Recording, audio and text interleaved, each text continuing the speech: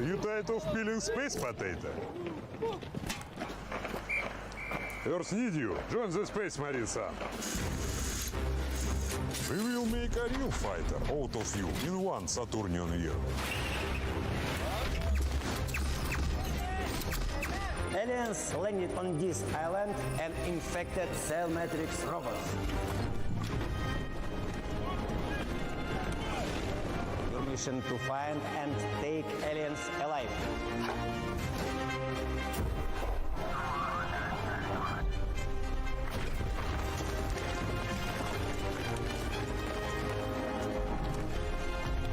They say that we use a stupid name for our technique. It's a bullshit. It's a одуванчик walking robot. You must help EJ's dynamic scientists to collect materials for lab tests. And destroy aliens!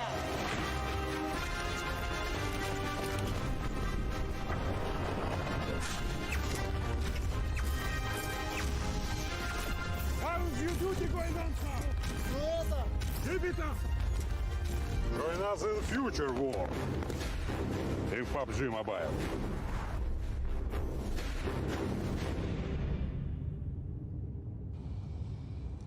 Do you see an alien? No. Me too. But here it is.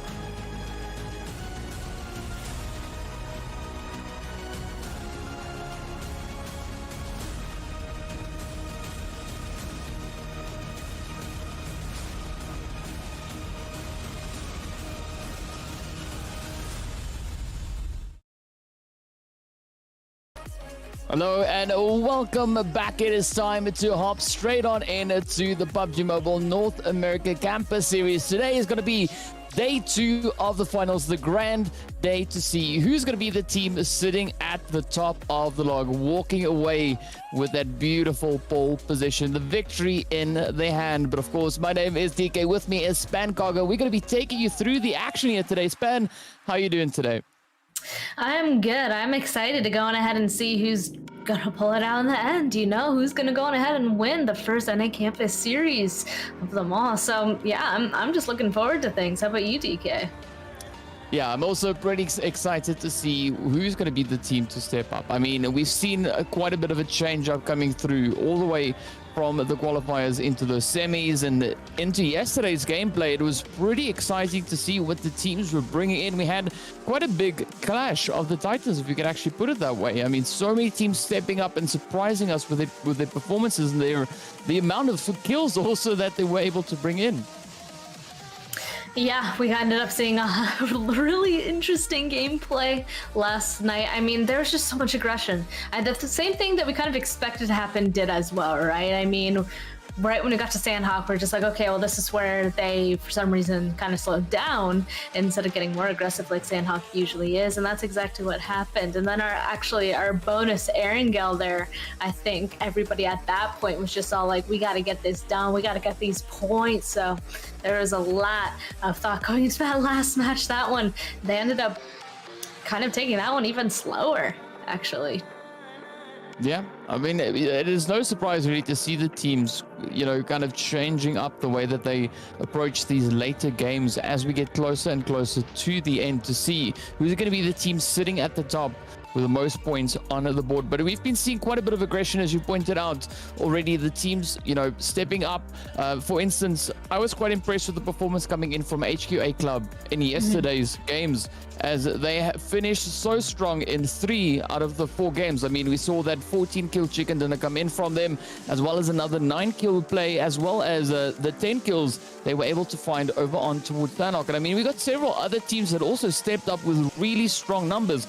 I mean, Guns and Guts also finished with a beautiful chicken. We had the Hitless coming in with their very own, finishing up on 8 kills. And then, of course, we had the players there from Team Unknown, also showing a really good consistency all the way through, picking up the first chicken of the day. Oh my goodness, we ended up actually ending off last night with Will Guns and Guts. You know, the previous games, the first couple of games, not so hot, but then that last one I ended up on a high note. I'm kind of curious to see if today people are coming in here with a little bit of a different mindset. It is, in fact, the last day, so are they going to go on ahead and play a little bit differently, or maybe a little bit more aggressive to go on ahead and get those points to eventually get to the top of the leaderboard? Well, of course, we are going to be having a quick look at our flight path here as we hop straight on into the game. You can see the flight path starting all the way over in towards Primorsk, heading across towards Lubovka. So this time around, not such a nice flight path in comparison to what we had yesterday, but still, I believe, a relatively satisfactory flight path, as it is a little bit further down towards the south, so reaching further up north, for instance, to Georgia Paul's shooting range, Cheverny, and the likes, will take a little bit more effort if the teams are committed to get into those particular regions. But it does seem like the teams are now just adapting 1 or 2 of those drop locations, going kind of with the hand they've been dealt. And I'm curious to see now where that first zone is going to pop up, and it heads over on towards the northeastern side. So again, quite a big section of that zone is going to be over in towards the water. Yeah, and it looks like a lot of people are actually going to have to kind of rotate on this one. At least half the teams. Actually, the majority of the teams ended up kind of dropping on the end half of the plane pass. So the rest of them are really going to have to figure out a way to get around all these teams now kind of blocking them off, specifically the ones in Primorsk or Quarry. That might be a difficult rotation coming through from them. Probably will utilize Potato Hell to get through there. But instead of School and Rozhawk being hot this time around, it looks like just to the south of it, just beside Farm, it looks like there's 2 different teams kind of on top of each other. And later on, I'm kind of surprised. I feel like people might have just been kind of dropping to see where other people went, and that just meant everybody was going to be dropping at the very end of the plane path. Well, it is going to result in some pretty exciting gameplay right here in the early game. Of course, the players here from N1Z and BU Generation Z finding themselves up close and personal, looking to get a little bit aggressive. We did see that first hit, first confirm actually, finding its way onto N1Z. But now Vitamin C in a little bit of trouble here as the players from B Generation are looking to apply the pressure. Oh, some strafing coming in, and Shadow takes quite a bit of damage, but with that, Vitamin C, yeah, gets sent right on back. Yeah, not a good start. I mean, N1Z actually losing half of their players, definitely not too good. So let's see if they'll be able to kind of continue with just a duo up. N1Z, I mean, they were kind of having both a tough and a good time yesterday. I feel like they're a team that's smack in the center. They have 25 points along with 2 other teams. So in that 8th place position, they obviously want to go ahead and step up and get more points so they can break out of that middle portion. But now with just 2 people left, they're kind of going to have to change their strategy. I bet they're going to play for replacement points from now on in this match. Yeah, that could definitely be kind of the situation for the teams to be taking here, because as we know, every and all points they are able to bring in today, be that kill points, be those placement points, all of that is going to be absolutely essential if the teams are looking to make their way further up that leaderboard. And I'm going to be particularly looking towards the players from Snack Attack, Guns and Guts, N1Z, as well as B Generation Z, and then of course Game Changers and Straight Out of Nepal, as these teams, all 6 of them, are only separated by 7 points on the leaderboard. So any good match will bring quite a bit of change in for those particular teams. But we'll have to wait and see what they have in store for us right here on the first map. Oh man, I'm excited to see this fight happen as well. I mean, Imperial X Esports definitely went ahead and showed us yesterday, currently in that 5th place position. They're definitely a team that you don't really want to mess with. They currently have 29 placement points. So they usually go ahead and stay alive pretty long into this. The 10 kill points for themselves as well. So that's definitely a team you don't want to mess with. And HQA Thirst, obviously, they need more points than them. Well, they've got a good balance, though. I mean, 4 placement points, 4 kill points. So, you know, it's pretty even Stevens right there for them. But now, will they be able to hold off the advances of Imperial X? We can see 12 now just trying to send those nades up onto the roof. Unfortunately, it is all in vain. There's no one up at the top. The rest of the team, meanwhile, making their way over towards the wall. As you can see, the players there from HQA Thirst now just huddling up over towards those warehouses. But this could actually be good position for HQA Thirst to be playing in, as, I mean, Imperial X, they've got no idea really where they are. Oh, not entirely safe. You can see one of the members of HQA Thirst over by the road, able to do a lot of damage to 12. Luckily, he's able to find cover right before Leo takes him down. But now he knows that you can't go ahead and peek from that direction. No, you cannot go ahead and go through that window. As you can see, he's definitely trying there. But it looks like that's where he's going to stay for right now. Imperial X Esports clearly wanted to go ahead and make some sort of a push happen, a little bit more aggressive than HQA Thirst. I just say I'm kind of impressed by Leo's angle all the way over there on top of the road. That definitely makes this height advantage useless. Yeah, I have to agree with you on that one. But of course, Imperial X doing a very similar kind of play here. They also have one of their very own, also breaking off, trying to wrap around, find a bit of an alternative angle on it towards the opposing team. So now it's all going to come down to who will have the fastest fingers on those triggers, because once you spot those pixels out of place, you need to act. If you don't, you are going to be the team to get sent back into the lobby. Yeah, but oh man, I'm getting a little bit concerned now at this point though. Leo, he's getting very far away from the rest of his teammates, and if Imperial X Esports decide to kind of go up towards the northern side and run into him, that's just going to be a 1v who knows how many Imperial X Esports members. So I definitely would want to be careful where he currently is. One member from Imperial X Esports kind of being all the way on the southern side on the beach, that could going ahead and help out HQA Thirst, and that they could do an entire 4v3 kind of fight from that distance. But he's obviously all the way out here to make sure that they don't leave at any point. Yeah, well, speaking about leaving, the players here from Goalie Gaming are not going to leave anything up to chance as they hop right into the action. The hits already finding their way up in towards Mr. Lala there. As we can see, Unknown looking to push up the staircase. Zeus now trying to fend them off, but look at that. Tarun steps up, Blamer finds the finishing blow. And with that, now the players from Goalie Gaming are reduced down to 2 potential players. It's going to be Isolde and Leo to hold on and trying to fend off the advances there of Unknown.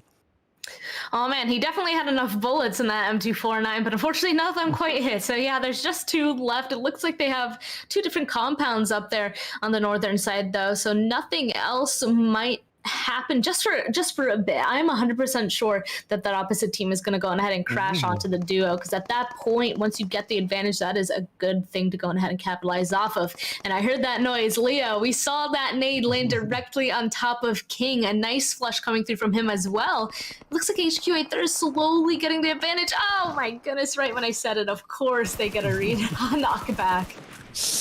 Oh, and with that 12 steps up, puts the spray right into Leo, and now reducing the players here from HQA first down to a confirmed 3, but another hit coming through. It is down to the last remaining player as we jump over to the other HQA team now as well, HQA Club. You see them making their way on up in towards zone. Snack attack, trying to welcome them in, but Cloudy, having a little bit of a overcast play here as the hits come through. And with that, Cloudy gets knocked right on down, but right up ahead, even more players. So this is going to be a very interesting engagement.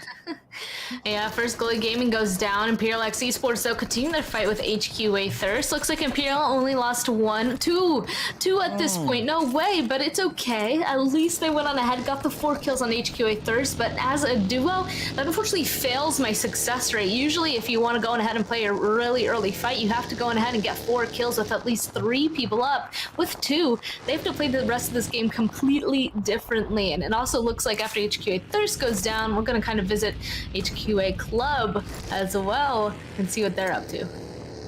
Well, they of course are trying to push up on towards Guns and Guts, but again, this is a really strong compound that we see the players here from Guns and Guts taking occupation of, but already they're starting to make their way out of there, trying to reposition, get a little bit further up on towards that northwestern side. But they're going to be careful because, as we can see, straight out of Nepal, right up ahead of them. So this could be a very challenging position for them to try and take any decent angles in.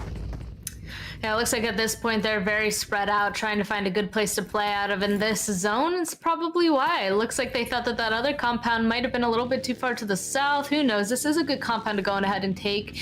And it looks like they're getting themselves a crate as well. So not that bad. It is higher in terms of the terrain, so they should be able to have a lot more sidelines from up there. And we'll see if that comes in handy later. And whoa, my goodness, that buggy. I thought that took out Aurora, but it actually didn't. Oh my goodness, wait, what? Here comes, no way, VU Generation Z going on ahead and crashing in here as well. Not looking good whatsoever for HQA Club. This is the team that's currently in our first place spot. And right now, I think there's only one of them left. Oh, wow. That was a 1v1 at the end. There we go. That is a quick squad wipe if I've ever seen one. Just sheer aggression resulting in absolute chaos. But of course now Snack Attack looking to get that sneak attack in as they send the grenades over, picking up one more player from B Generation Z. But will Ayush be able to hold on? No, as the hits come through, and with that, BU Generation Z gets sent away. I'm liking how the teams are dialing up the aggression this early into this match, but who knows? 11 teams now remain, 38 players. What will they do for the remainder as we are only still in the second phase? Yeah, at this point, oh man, maybe after the initial fights, things are going to calm down for a while, right? Because at this point, a ton of teams have now been taken out. Everybody's going to just want to make a rotation to a place that they can play in the zone. And unless if it's for a very specific, strong location, I don't think we're going to see any big fights happening until the zone is much, much smaller. Or if we see people run into each other, like we're seeing somebody drive straight into aces. That is an unfortunate thing there for that. Oh, member of N1Z. I think that means there's only one left. Yeah, there is indeed just one more remaining. But I mean, I gotta say though, Span, the teams are coming into today so aggressively. We've been seeing, you've been talking about chain fighting a while back, right? This is what we've been having. Not necessarily all the teams fighting together, but so many different engagements happening almost at the same exact time. And I mean, this has been just absolutely crazy. In just 12 minutes, we've been reduced down to 11. Now, this is quite surprising because usually we see quite a few teams still being alive at this point. So I'm curious to see what these last few phases are going to be looking like, seeing that everyone has just dialed their aggression to like 32. I definitely would think it's going to slow down a little bit unless Monday keeps running into trees like he is right now with the buggy. It looks like he's kind of scouting out for snack attack. I think that's an interesting play by them, especially with this zone actually closing. Once again, it actually looks like maybe Guns and Guts should have stayed at their compound because it is just off center now, and it looks like B for Vendetta is obviously going to go on ahead and take advantage of that. So this is a great zone. Yasnaya field zones, like, I love them and I hate them, right? Like, I love them because they're really interesting to see. People usually go absolutely crazy, and because it's a field ending. Why I hate it is that you know all these players are just suffering, basically. It's so hard to go on ahead and play a field ending. Not even to mention this field ending, because there are so many dips, it just increases the difficulty. Yeah, but also it does really force those teams to have even more awareness of the potential angles around them. But here we go now, hit list being one of the teams getting caught out in the open as they're trying to reposition up behind the containers, also trying to utilize the wizard tower, but the hits are finding their way on through. The game changers position right there on the edge of Yasnaya. And again, that is actually a fairly decent position now for game changers to be in, and who knows, maybe that could potentially be a game-changing position for them to be holding. I have to wait and see. Usually it's that team that's just inside of Yasnaya and just to the compound to the southern side of Yasnaya that are kind of the teams in the very end of this match. But we know that there's nobody in that very center compound just yet. The closest one being B for Vendetta, that looks like Team Aces is kind of stalking right now in the bowl just to their eastern side. But it's usually those locations where teams kind of desperately want to get themselves that good position, but the downside of those spots is it usually comes with less kills. So curious to see if they're going to continue to stay inside of Yasnaya Poliana, probably since it's safe, but will they go on ahead and kind of spread themselves out afterwards to try and extend to get those kill points, basically?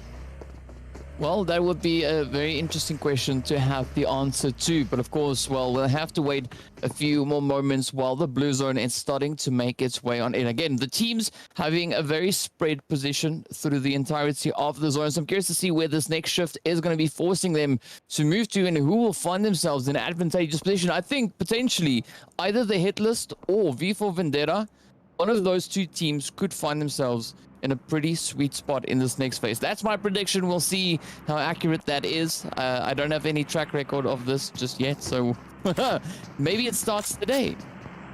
Maybe. Are you going to curse it? Are you going to make it good? Well, we'll just wait and see.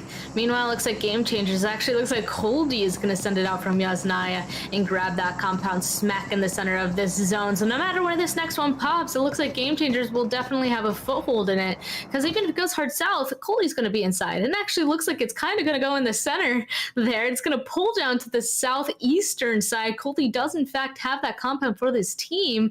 And they need to go on ahead and move quickly to grab it before they get crashed on by the hit list. Look at them starting to slowly move.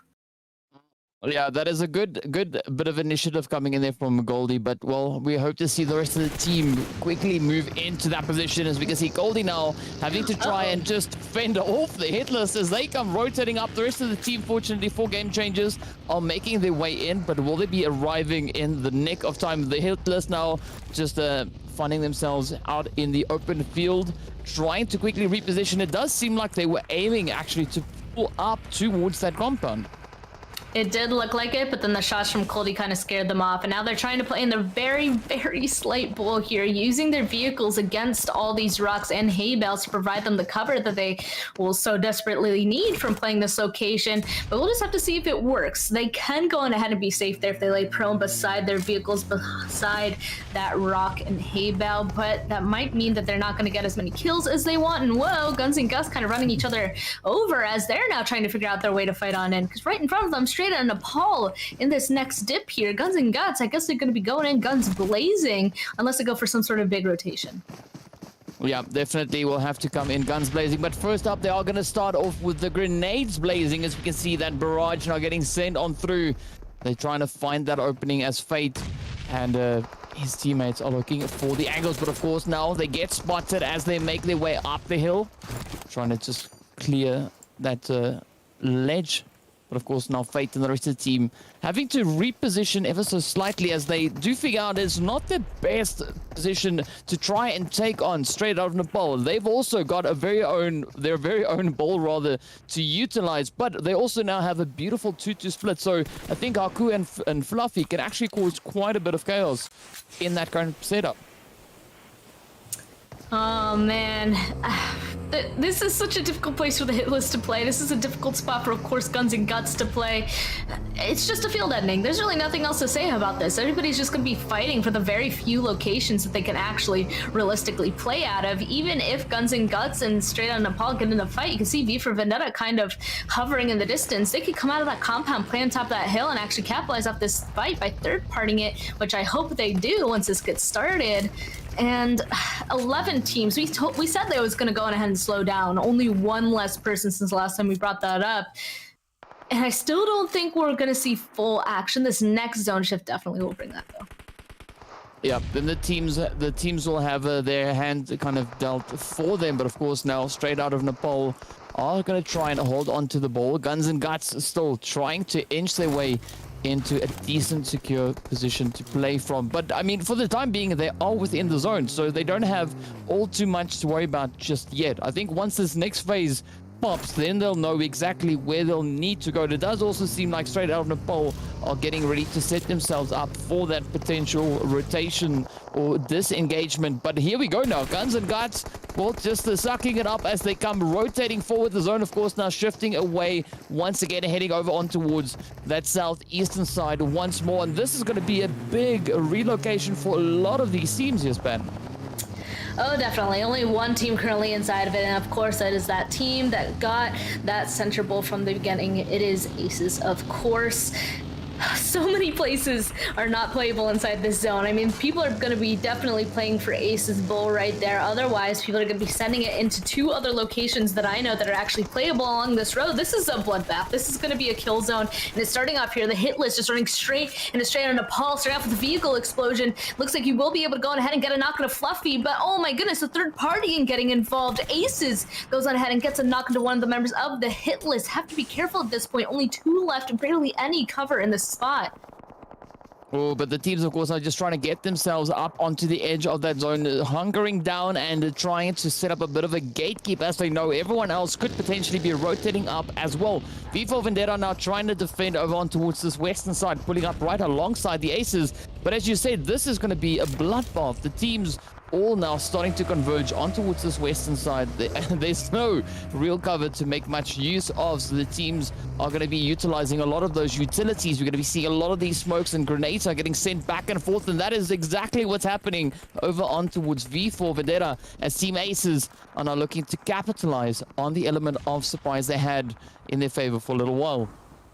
Yep, out of the bowl that they're going to start running. Got to be careful because there is a team just to their southern side. Go-to making me a little bit nervous, kind of overextending. Yeah, looks like Game Changer's going to start smacking him, and Bolty gets the knock onto him. The rest of his team instantly tossing out some smokes as they need to be. This is a hard spot to be in a fight because, as you can see, so many people are along just the edge of the zone that no matter where you go to find cover, the other side is going to have sights on you. So smoke's really the only good thing that they have to provide some sort of cover. I don't know if they're going to be able to get this res on the go-to before the full-on push from Game Changers comes into play, but it looks like Drago's going to go for it.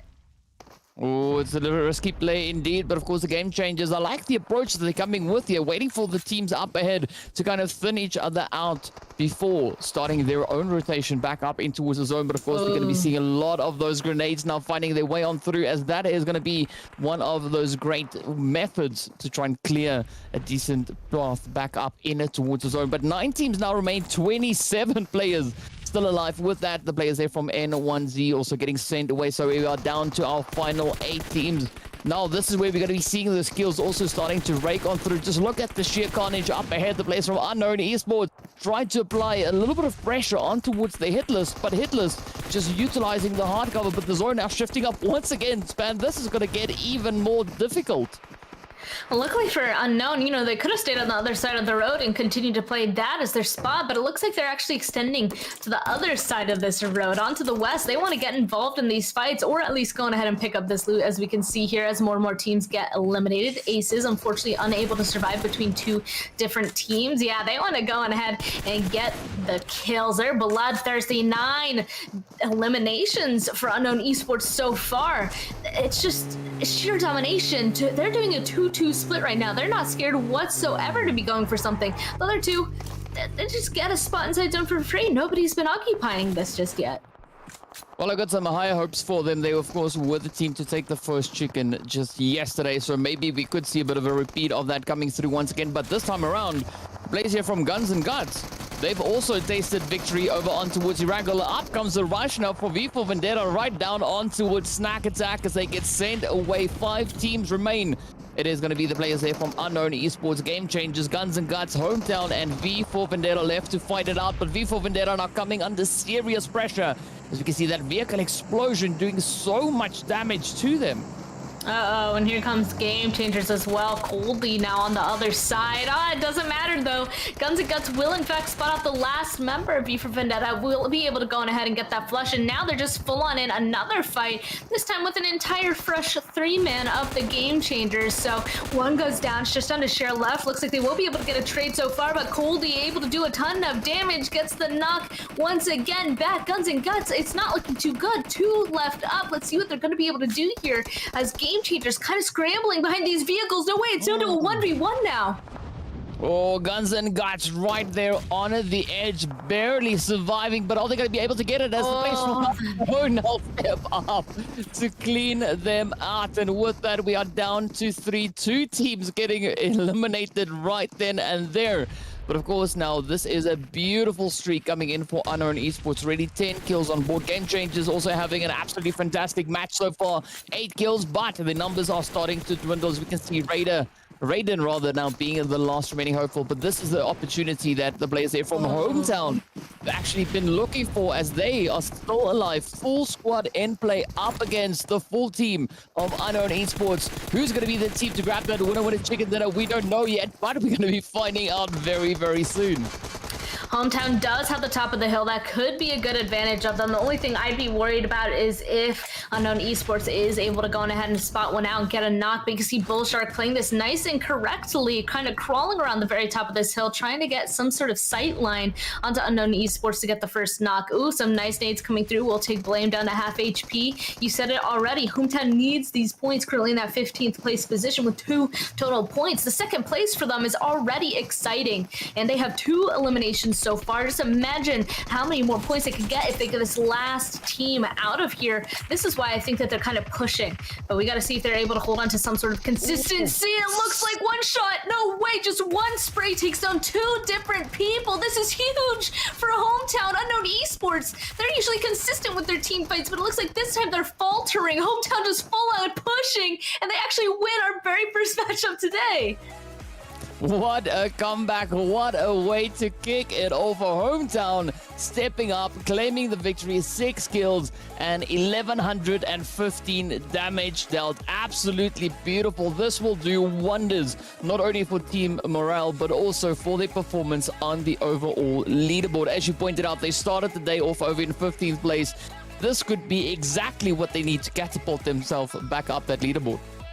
Oh, it really could. From here, you know, got to keep that momentum going. Got to keep those positive vibes going. So after this, I'm sure that they're going to be confident going into the second match. I mean, it will be on a different location on Miramar, but hopefully they'll be able to continue those fights or whatever they did to go on ahead and find them in that second place position and just continue to climb that leaderboard. The only other thing, though, is that they got to make sure that they're not going to be overconfident in any sort of fight that they go on ahead and get involved in, because that's usually what the downfall is. You can be confident, but you can't be cocky, you know?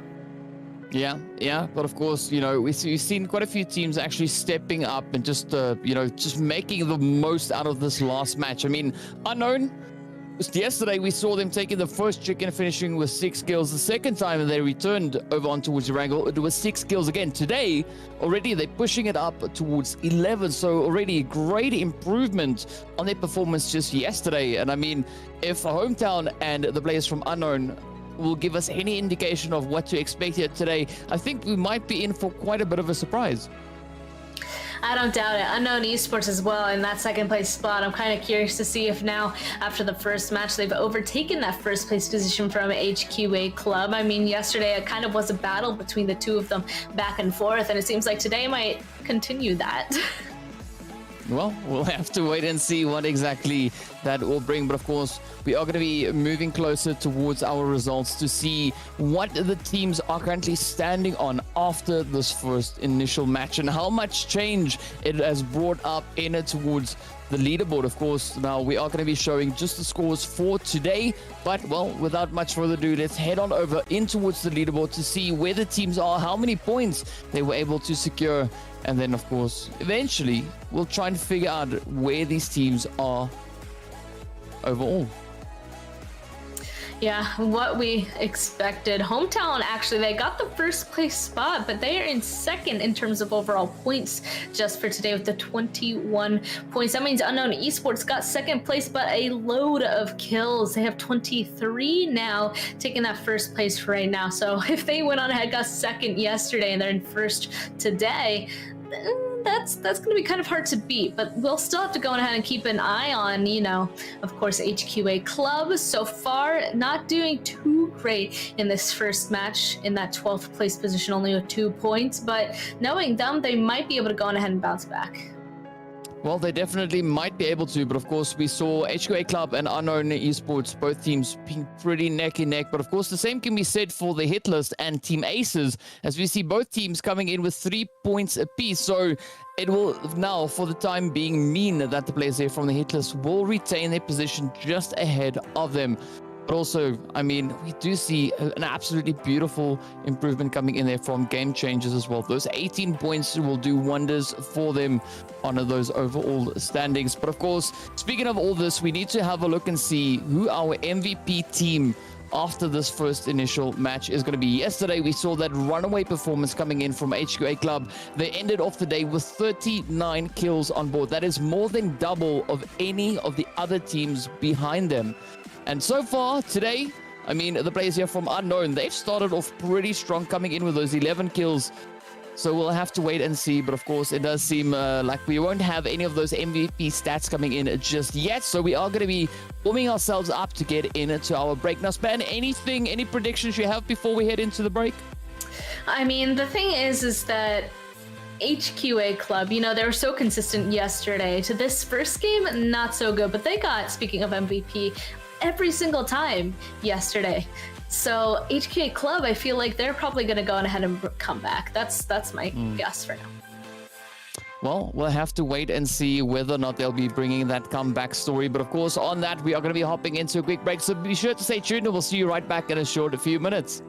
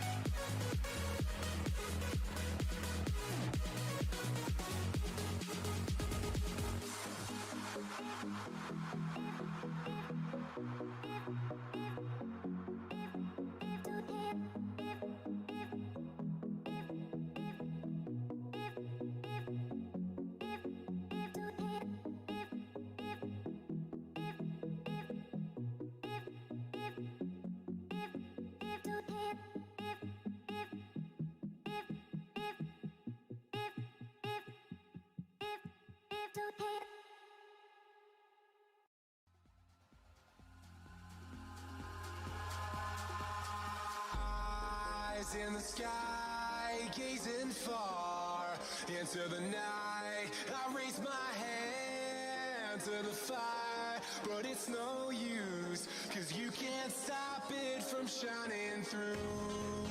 It's true, baby, let the light shine through. If you believe it's true, baby, won't you let the light shine through for you.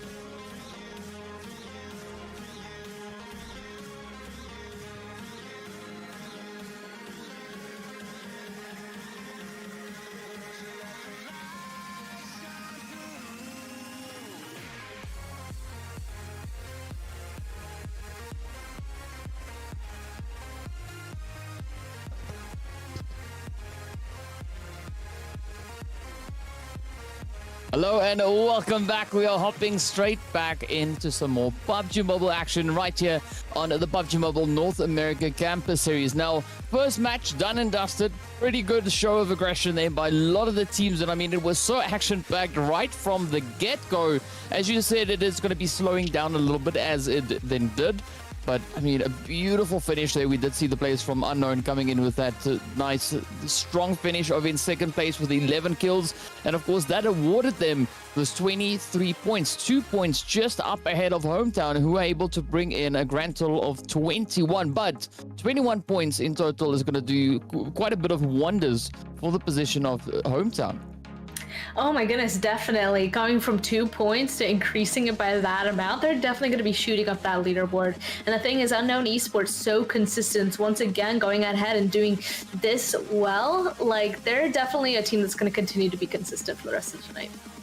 Yeah, I mean, they've been showing consistency all across the board, so I wouldn't be surprised to see them performing exceptionally well. But of course, now we are going to be jumping into our maps of the day just to show you where we've been, where we're going, and what we are expecting. Of course, we've already wrapped up our first wrangle of the day. We are going to be heading over in towards Miramar next, followed up by a little bit of the jungle action over in towards Sanok, and then we return once again right back to the bread and butter of Erangel to see that final match play off. But of course, now as we are getting ready to hop over in towards the desert, we've seen a few challenging zones come in the previous games. Hopefully today things would look a little bit better, but I'm still low-key hoping that we have some pretty wacky zones come through. I love the challenging zones. Okay, well, there's like two kinds, right? You can get the really challenging zones where everybody's just really being forced to kind of figure out both their macro play in terms of being able to make it into those insane zones from wherever they came from, and of course chain fighting their way in, or the complete opposite, right? Some tame zones, that means everybody's really gonna have to kind of focus on very small movements and more about their micro skills. So it's two very big opposites. I don't know which one I like more. I like a good mixture. So yeah, yesterday was kind of crazy. So maybe if we get some more peaceful zones in this one, that would be good. I said peaceful because look at that top player over there on the side. You get it? Look at that. It's known esports peaceful up top right now. Yeah, so far, Peaceful is going to be our MVP player with the highest amount of kills on board. Also, the highest amount of damage being dealt. But look at that zone. We had a little bit of a shift coming in with the flight path. Now that zone shifting all the way up in towards the northwestern side. So this is definitely going to be quite interesting, as we don't often see the zone really moving this way.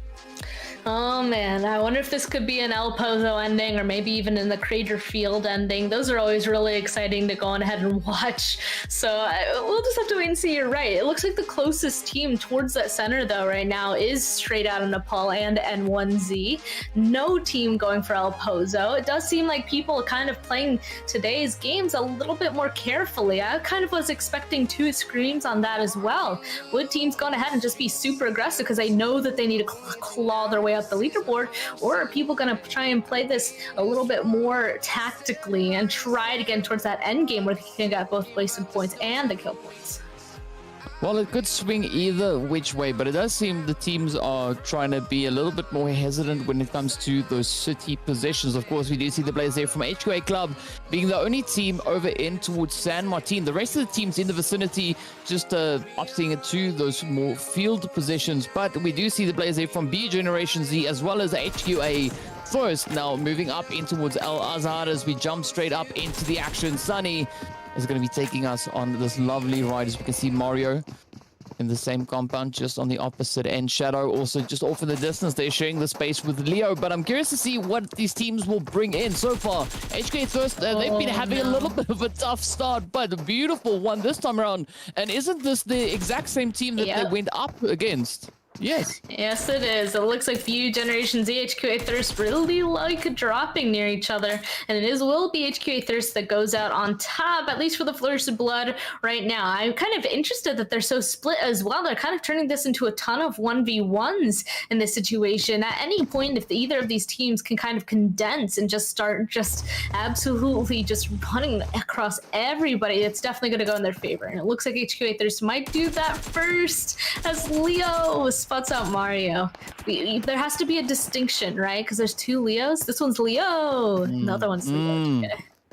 Yeah, but also Mario doesn't have any pipes to run down this time around. Of course, now Leo is going to try and apply the pressure.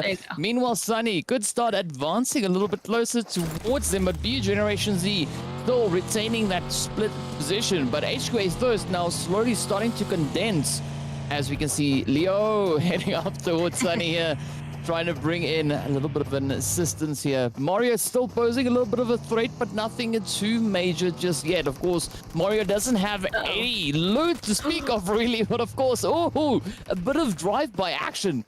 Mario just putting quite a bit of damage up into Leo there. That is quite unfortunate. He really tried. He really tried to get away. I feel like the difference here is that obviously HQA has a vehicle, and it's very obvious that BU Generation Z does not. So there's no going on ahead and trying to pick up their teammate to save them from that altercation whatsoever. Instead, it was just, okay, you're dead to me. I'm just going to take this opportunity to kind of run off into the distance. And now BU Generation Z, the last 2 that are alive, they're very, very split apart. I'm kind of curious if they're ever going to go on ahead and be able to meet up once again, probably later in the game once they're safe to. But it looks like another fight already starting. Our previous game winners, Hometown, they're already in a fight against Guns and Guts. Yeah, no surprise really to see this happen, as we saw quite a few teams dropping up towards that Monte Nuevo position, but with that, the Jagger gets taken down, sent away, and Hometown are now down to only 2 remaining hopefuls. It is going to be One Shot and Jart looking to make a bit of a stance, but now One Shot finding himself in a little bit of a difficult position. position as V4 Vendetta comes swooping in. Pain now just landing that confirm, and with that, V4 Vendetta now land their first point for this match. Yeah, it looks like unfortunately for Hometown, they had just ended up getting split, way too split, getting involved with way too many teams. So now there's just one person left. All of the points are now riding on your shoulders, Jot. I mean, after getting such a good first game, we said it. It looks like they ended up being a little bit overconfident. That was much too big of a split for them to be able to maintain themselves, and they were punished for it. But we'll see. Maybe the solo will be able to kind of hold on and at least get a good amount of points, at least by placement points for their team, so that the next match they can really kind of bounce back. Yeah, it's going to be a serious case of hide and seek for Hometown if they are looking to make it all the way up into those late few phases. And I mean, we've seen these solos being able to make it quite far through the phases, and you know, every now and again cause a little bit of an issue for some of the opposing teams. But for the time being, we'll have to wait and see what the PUBG gods have in store for us. Meanwhile, N1Z are going to start making their rotation, heading in towards a more secure position. And I mean, it does seem like they're heading even further up towards El Pozo. We did have them dropping close towards this kind of power grid kind of region, but now as they're heading further and further in, this is where they are starting to ascend those hilltops. And again, on Miramar, the hilltops really come quite in handy. They do. I mean, you can get a lot of vision from up here, obviously. Knowledge is power, literally, in PUBG. I mean, if you have more information on your enemy than they have on you, then you're obviously going to have the advantage and come out on top. That's what it usually is. So going on ahead and grabbing these very tops of these hills, especially in a central location, or at least a location where you can gain a ton of information of the zone, that, of course, is a very valuable spot that you want to go on ahead and grab up immediately. So these little hills right here that N1Z team are grabbing, that's definitely a good place to start, at least to be able to kind of take a look around them and kind of get used to their surroundings, listen to see if they hear anybody, and then kind of continue on from there. Yeah, we've also seen this whole region here being contested quite a few times, of course, depending on how these teams start making their rotations in. But now, with the zone sitting over on towards the western side, I think this position could, depending, of course, on where this next phase will be going, it could actually be quite the essential point to be holding, as it does allow a little bit of a blockade coming in for the teams looking to rotate, you know, towards that northern side. They will have a little bit of a line of sight for a majority of the region around them, as it is a little bit raised up. But now we also see the players from Aces starting to move on up, as well as Guns and Guts, and this is where that position is really going to start getting challenged. I'm really excited about Aces kind of getting in this area. I mean, we've seen them fight before, but I kind of want to see more from them, I'm not going to lie. I mean, usually all the fights that they do get into, it's very interesting to say the least. They usually are able to actually hold their own, but they're definitely not the team, I feel like, to start those fights. So we'll see here, though, as they're pulling straight on up to straight out of Nepal. Yusuf kind of checking it out at this point. I don't know if they want to fully commit to this compound without knowing it's clear. Yeah, it looks like maybe they're just going to go on ahead and get picked up and then keep going. Straight out of Nepal, though, might kind of punish them for driving by. Yeah, there you go. Kind of give them a wide berth on that one. Yeah, not a bad approach coming through, but eventually the hits do find their way on in as Yusuf gets ripped from the vehicle. Drago now looking to push up the hill, but it has started to smoke, and that could be a ticking time bomb. But with that, I mean, straight out of Nepal, just capitalizing on their spread that they've got. They got so many players in different angles and positions, and now Fluffy is pushing right on in, but up comes Mr. Tricks as well. So this could be the end here for Drago. Yeah, this is not looking good. I wonder where the rest of Aces are. Drago definitely using the smoke to his advantage, able to get a knock at a one. No way! He actually goes on ahead, gets both of Straight Outta Nepal members. I really thought a trade would come through there, but no, that is not allowed, is what Drago ended up saying. The rest of Straight Outta Nepal, they're still in the compound. I mean, sending two people just to deal with one person, that's definitely what they thought was going to be okay, but clearly they need at least one more person there with them. And I'm kind of curious, Hakuna joining his other teammate in this compound. I was wondering if that was like a pickup move or if that was just a move to kind of hunker down. I feel like it's the latter. It could potentially be exactly that, but of course now Drago is going to look to try and catch up with GoTo. We did see GoTo holding up in the shack, but up ahead is going to be El Pozo. we haven't really seen anyone committing 100% to that position. As we can see on the map, of course, it is completely barren. There is no one to speak of aside for GoTo, who we have sitting over on towards that eastern side. But right up alongside them, we do see several more teams starting to make their way a little bit closer towards it. GoTo Gaming, of course, just down below, as we can see now from the perspective here of Unknown Esports. But again, now Unknown looking to play these high grounds, looking to gather as much information as they possibly can. So I'm curious to see what will come from them. But of course, yeah, GoTo goes down and Draco making a quick U-turn as he finds out that is not the ideal position to be rotating into. Not at all. Clearly, we're potentially hiding from the hit list this entire time. Now, Drago, he ended up stopping on the other side of that big hill there. I don't know if the hit list are going to be quite interested enough to go for some sort of a chase, but looks like he's just going to be chilling on the other side as a solo for now. And, I mean, that city completely empty because, I mean, usually you would go on ahead and assume that that would have been dropped on as a looting spot, so they don't want to go on ahead and send it on in there and potentially get in a fight this early on. What we know is that it is, in fact, completely clear. The other issue, though, is right when you send it into a city, it's much easier just to crash and get in a building than it is to actually leave. So at this point, usually you see cities kind of clear out so that these next couple of zone shifts, and then they can determine whether or not they want to fully commit to that city or not. Well, it's going to be interesting because we did have quite a few teams, you know, just on the edge towards the northern side of El Pozo. That, of course, being the players there from Snack Attack, well, being one of them. But as we jump over to the players here from HQA Thirst, keeping a very watchful eye over towards HQA Club. Not taking any potential swings just yet, but we got Chiwang up on the hilltop there. Again, a really good vantage point to be in. And Chiwang could actually be expecting them, as we do see a few hits now starting to find their way on through. Oh, Sapig just pulling back in the nick of time as that hit comes through from HQA Thirst.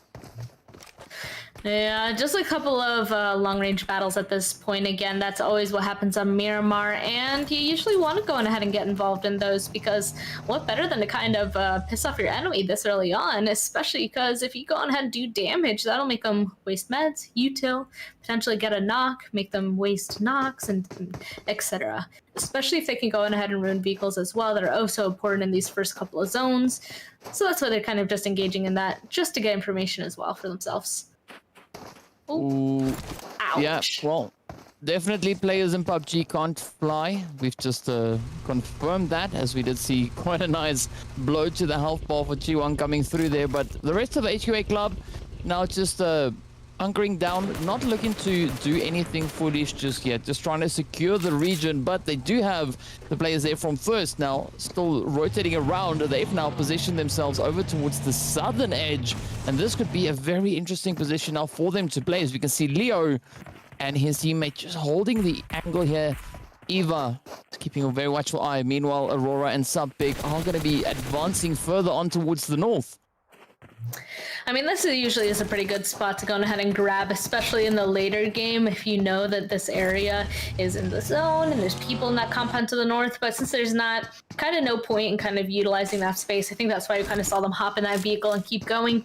And yay, we finally have some people inside of Pozo. I think this next zone shift kind of made people realize this is the spot they want to be. And being a solo, honestly, for a solo, the best place you can be is in a giant city because there's a ton of buildings and hard cover and just places for you to go ahead and hide. Yep, definitely is a good spot to be in. But now we look at the place here from the hit list, and Goalie Gaming getting ready to settle their dispute for control of this eastern side of El Pozo. Meanwhile, V4 Vendetta will be lighting it up for Straight Out of Nepal, sending them right back into the lobby. But up comes Aurora now for HQA Club, just pulling up onto the eastern side as well. I'm not quite sure whether or not HQA Club is aware of the position of Goalie Gaming and the hit list up ahead, but they'll be finding out very, very soon. Meanwhile, Guns and Guts now have been reduced down to one. Up comes Leo and gets the squad wipe as Guns and Guts get sent away with 2 kills on board. All 4 kills just to Leo. That's insane. Unfortunately for Guns and Guts, it also looks like that last match from yesterday isn't so far kind of following them into today's matches. I mean, hopefully they'll be able to shake that off. I mean, kind of finding that in the last couple of matches like they did last night might not be enough notice for them to be climbing that leaderboard. So again, we'll just have to wait and see if they can go ahead and do it. And otherwise, even more people are finding themselves inside of the Pozo area. I mean, if the zone keeps continuing to center around here, it's definitely going to be a city ending. And those are just, you don't know who's going to win until the very end, usually. But I'm liking the play coming in from the hit list now. They've used this opportunity with HQA Club moving in on the eastern side, distracting Goalie Gaming. They've now opted out of their current position, heading further towards that western side. And of course, the zone is going to start moving up once again as we do see the blue zone making its way on through. Meanwhile, Snack Attack is going to be keeping a very watchful eye on Imperial X just down below, holding up in the warehouse. But will we see any of those hits come through? I mean, Cloudy not finding the angle just yet, but he is definitely going to be sitting there waiting for that angle to line up. Definitely just, you know, chilling top of the rocks. I mean, they have so much space that they can see. No way. That zone hard shifting all the way down to the southern side. I mean, Snack Attack definitely doesn't want to be here anymore, but why not try to at least pick up a couple of kills before they're completely out of there? You can't even see their little nameplates above their heads anymore, though. They're so far away. So Snack Attack now realizing that seemed to be kind of kicking it into action because this zone hard shifted is so far down to the southern side. I guess the thing is that if you are as far north as possible on the complete opposite side of where the zone currently is, you kind of do have to take your time because you have to wait for everybody else in front of you to get inside the zone. Well, that's one way, but we've seen teams sometimes not obey the rules of the road. Rather, they just come blazing up into zone, trying to kind of bulldoze their way on through. Meanwhile, we still have a bit of a fight now happening up in the north. Ooh, Imperial X and a BU Generation Z stepping it up. Of course, Ayush getting the first knock on through, but HQA also going at it. But with that, Club actually getting eliminated. What? Kind of surprising to see, but it looks like Imperial Esports also didn't go too far now. Is Ayush going to toss another nade? No way, that one almost took down Sam, down to half HP. If Ayush didn't go on ahead and accidentally toss his first nade against that rock, he might have been able to actually toss both and get that kill. But it looks like after using all the util, it's not going to be worth it. He wants to go on ahead and meet up with the rest of the team, his other teammate, and just go for zone. Ooh, a little bit scary though, because that is definitely one smoking vehicle, and if that thing explodes, they're out of there. It's just going to be down to one if that happens. Yeah, but of course now the teams are going to continue to push further and further forward. That zone now shifting just down to the southern side as we saw there for a brief moment. But, ooh, Goalie Gaming now finding themselves right into the line of sight as the Hitless come in swinging. Only starting this match off with a three-man team. So far they are able to hold on to all three of those players. Right up ahead, Snack Attack is going to be looking to just secure their decent position. But, I mean, just a little bit further over on towards that northwestern side, we do see Ace's Drago now finding himself in a little bit of a compromising position because Goalie Gaming, rather, have rotated into this exact building. Yeah, it's not looking too good. I mean, the solo now having to deal with this. If you take a look at that mini map, there really is none of that cover that we're talking about to kind of have them sneak around. At this point, they're definitely going to be completely out in the open when they try to make their rotations. Not an ideal situation. So now it's just a waiting game. Maybe they'll be able to take down a couple of people that are kind of in their space. But other than that, I don't know if they'll be able to fully make it into this next zone because there's already a ton of people kind of overwatching that location. Even down to the southern side, it looks like HQA Thirst. Oh, we're kind of doing that to the team down to the south, make sure they can't come closer. But N1Z, nice knock onto at least two of them. They cut this team down to half already at the top of this rock. Oh, but of course, the Leo is now looking to move a little bit further forward with that Bane. It does pick up the confirm. And now this is where we look to see what HQA Thirst is going to be doing with their position. N1Z just off to the side, over on towards that southeastern edge. Could this be the play now for HQA Thirst? They do have a decent position. They do have the controlling side of the zone. Those Molly's now getting sent out already. A really decent amount of kills on board for them. They are positioned right there alongside V4 Vendetta up on the kill lead. But could this be the match in which we actually see HQA Thirst stepping up and regaining a controlling position? I mean, they could. Right now, though, I have to say I'm not an entire fan of their location. I mean, one of them at least is super far down underneath kind of the big ridge they need to be taking control of, and that just makes me concerned. That's not the best spot that you can be in for those fights. So let's see if they'll be able to kind of convert it to their advantage once again. Right now, all the fights happening around the zone, obviously going in their favor, because the less people that make it on top of their hill, the better. And it looks like Team Aces will be eliminated. They came out with 2 kills, but here we go. N1Z team, last one up. Let's see what IQ 500 is going to be able to do against the rest of HQA Club. No! Oh, HQA Thirst got it. Oh, wow.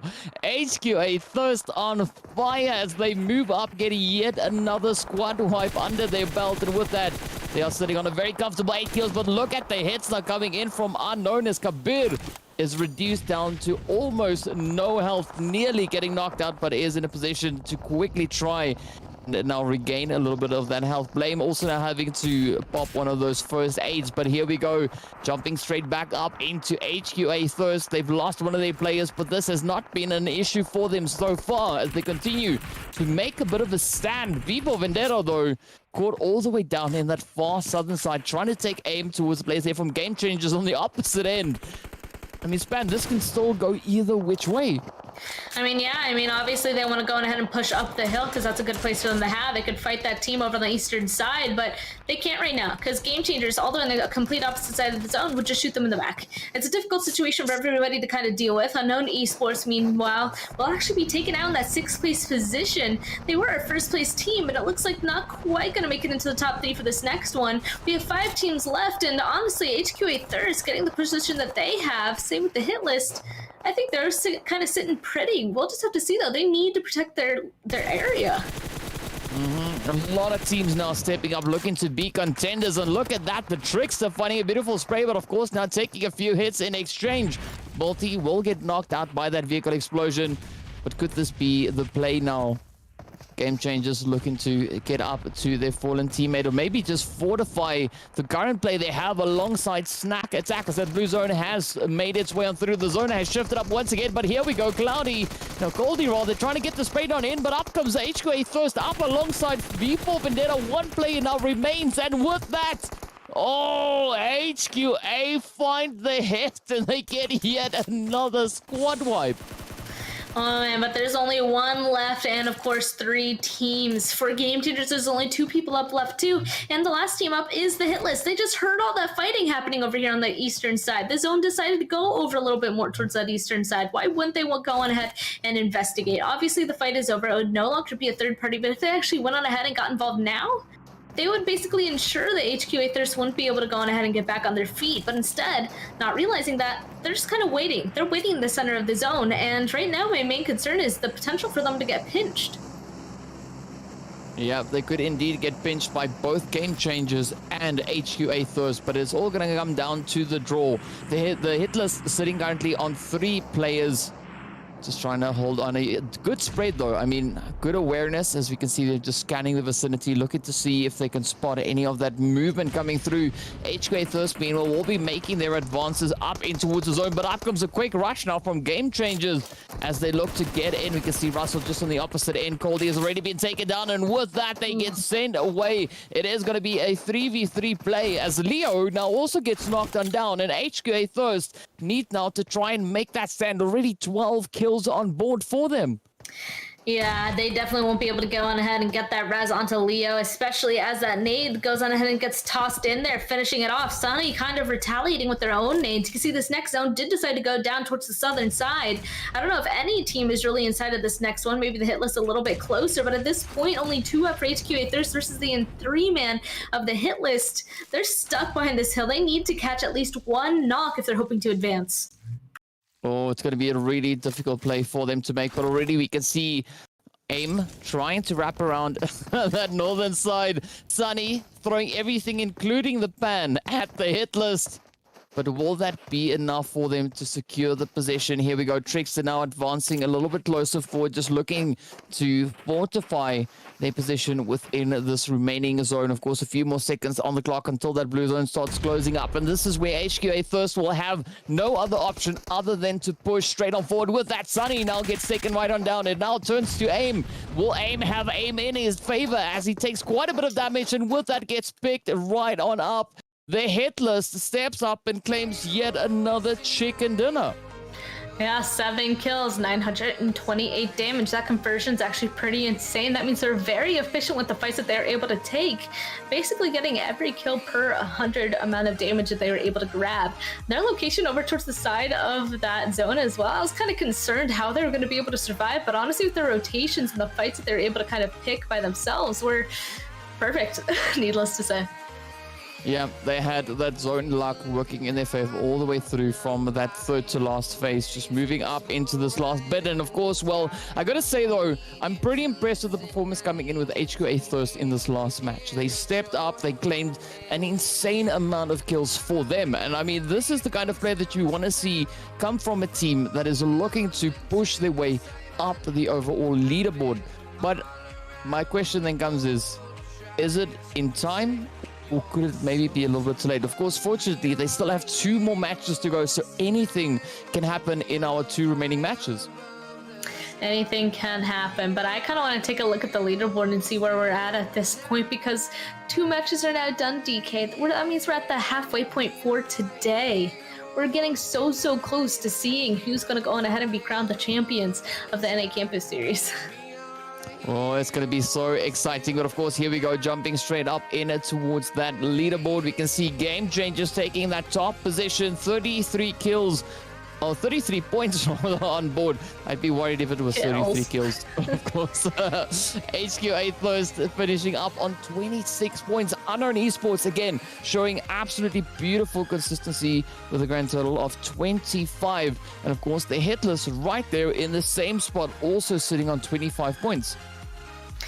Yeah, and then, I mean, not even that far behind Hometown with the 23-21 for both V for Vendetta, Snack Attack. And then that's where the shelf kind of finally comes into play. Even still, not that big of a point difference as well. It's only 6 points between 7th and 8th place. That's not that big of a difference whatsoever. But that kind of is where the first shelf is. That means, honestly, from 1st all the way down to 7th, all of that could completely change within 2 more matches. I mean, of course, you have to go on ahead and relate this to the overall leaderboard as well, but that's just for today's matches, and it's so close. Obviously, today, a lot of people came into this really wanting to perform for themselves. But it's quite interesting to see it's almost a complete change around from what we saw just yesterday. I mean, HQA Club yesterday finished on 59 points. Today, they're sitting only on a grand total of 3. So definitely things are changing up. But what a step up this has been for Game Changers so far, as they are sitting on a grand total of 33 points after only 2 matches. And yesterday, they were only able to bring in 24 to 4 matches played. So definitely a beautiful improvement. The same, of course, can be said for HQA Thirst. 26 points after 2 matches. Yesterday, they only amounted to 8. So definitely stepping things up. But of course, you know, that is what we want to see. We want to see these teams changing it up. But I mean, Unknown Esports, consistency yesterday, consistency today. I won't be too surprised if this turns out being the game for Unknown Esports.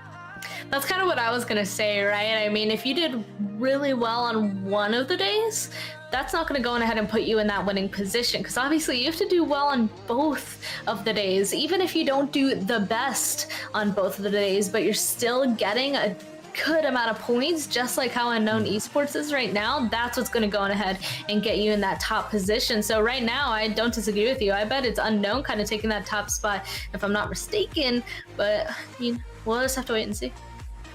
Well, yeah, definitely. We'll have to wait and see what exactly that will be. But of course, on that, we are going to be hopping into a quick break. So be sure to stay tuned, and we'll be right back in a short few minutes with our 3rd match.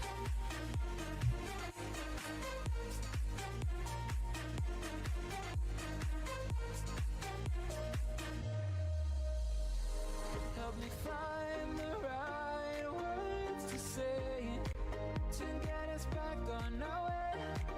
Can we try?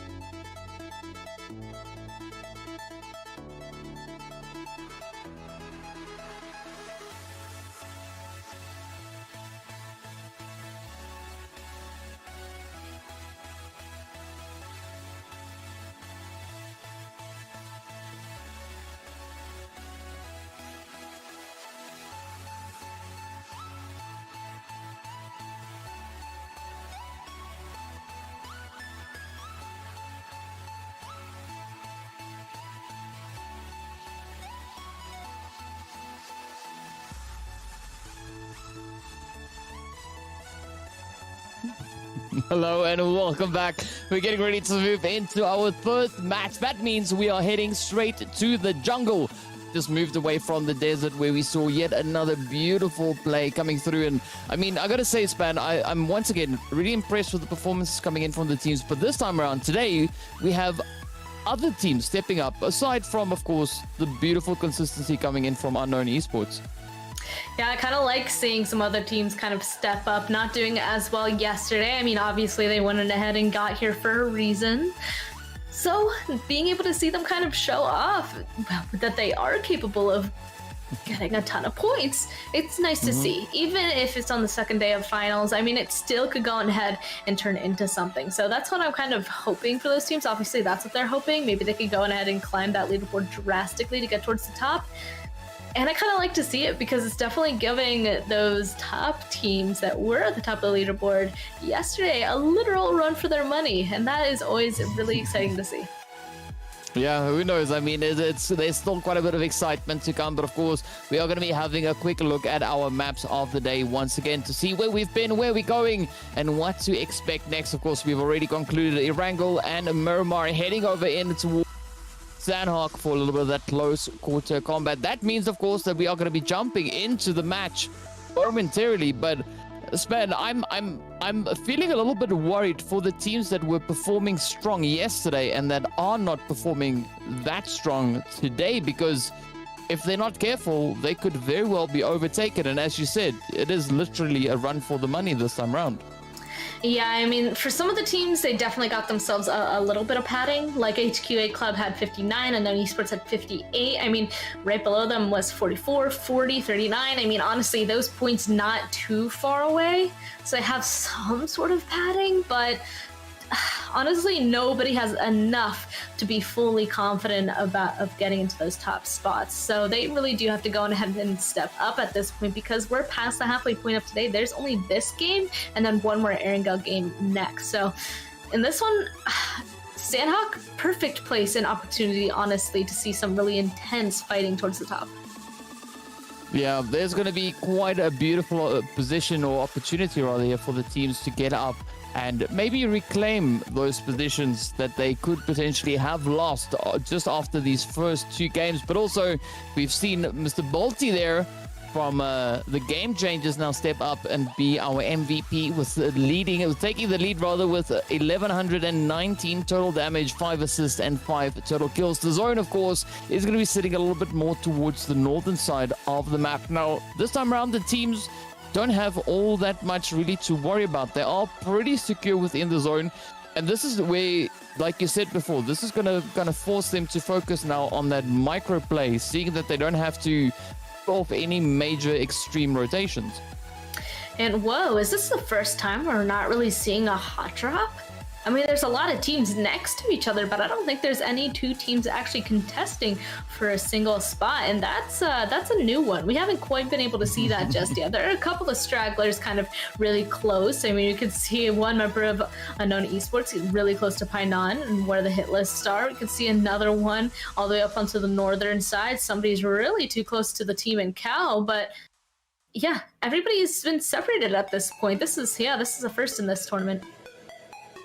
Well, anything is bound to happen on this game, so we're going to have to look and see what Raiden there from the Game Changer are going to be doing up towards the north, and of course Tarun for the players there of Unknown. I mean, I've been having a bit of a look at the leaderboards from what we had yesterday, where the teams were, and it almost seems like today is a complete opposite to what we had just yesterday, with a few teams being the exception, of course, but, you know, in the big majority of things, the grand scheme of things, there's a lot of teams that have actually now stepped up their performance to quite a degree. Oh, definitely. That's why we're kind of saying that's really surprising. And honestly, those teams that were at the top yesterday can't afford that, because the distance that they had it was not that big. It was definitely a good spot to be in to start off coming into today's matches, but they had to kind of continue that trend as well. At least go on ahead and get an average of maybe like 6 points per game to kind of keep that spot at least. But now, if they're not going on ahead and getting those 6 points average, and those teams towards the bottom doing absolutely insane, getting a good amount of points each match, there is definitely a chance of some teams getting jumped over. Yeah, I mean, there's two teams that we saw performing quite well yesterday that are really doing their part here again today. And I mean, that is going to be Unknown Esports and the Hitless. Yesterday they were sitting in 2nd and 3rd place. So far today they're sitting in 3rd and 4th place, with both teams sitting on 25 points apiece. So it is looking to be a relatively good start for them, but they're also at the same time, you know, still competing against each other to see who can kind of move up into that pole position. But it has been in such a beautiful play now. We saw Hometown just moving up with their own improvements. The same, of course, can be said for the players there from HQA Thirst. Goalie Gaming, surprisingly, had a tough day yesterday, and so far today also, it still seems to be a tough day for them. Yeah, I mean, I think right in semifinals is when it kind of hit them hard. I mean, qualifiers, the Goalie Gaming was doing really well, and semifinals kind of started faltering. And here, not the best performance that we've seen from them, definitely. The different stages of tournaments, though, do come into play a lot when it comes to points, if I do say so myself, though. So it just seems like in this late on, they're having a little bit of trouble trying to figure out how to grab the points for themselves. And hopefully it's not too late for them to at least get some to go on ahead and get up that leaderboard. Because, I mean, if we look at their position, they are pretty well situated within the zone, over on towards the eastern side of that bridge. So, depending on where the zone goes next, this could be a relatively secure position for them to be playing from. But, of course, we'll have to wait and see whether or not they can actually make that happen. Meanwhile, Guns and Guts are going to be sending it straight up onto straight out of Nepal as the hits come through. The first knock finding its way up into Pro Dizzy.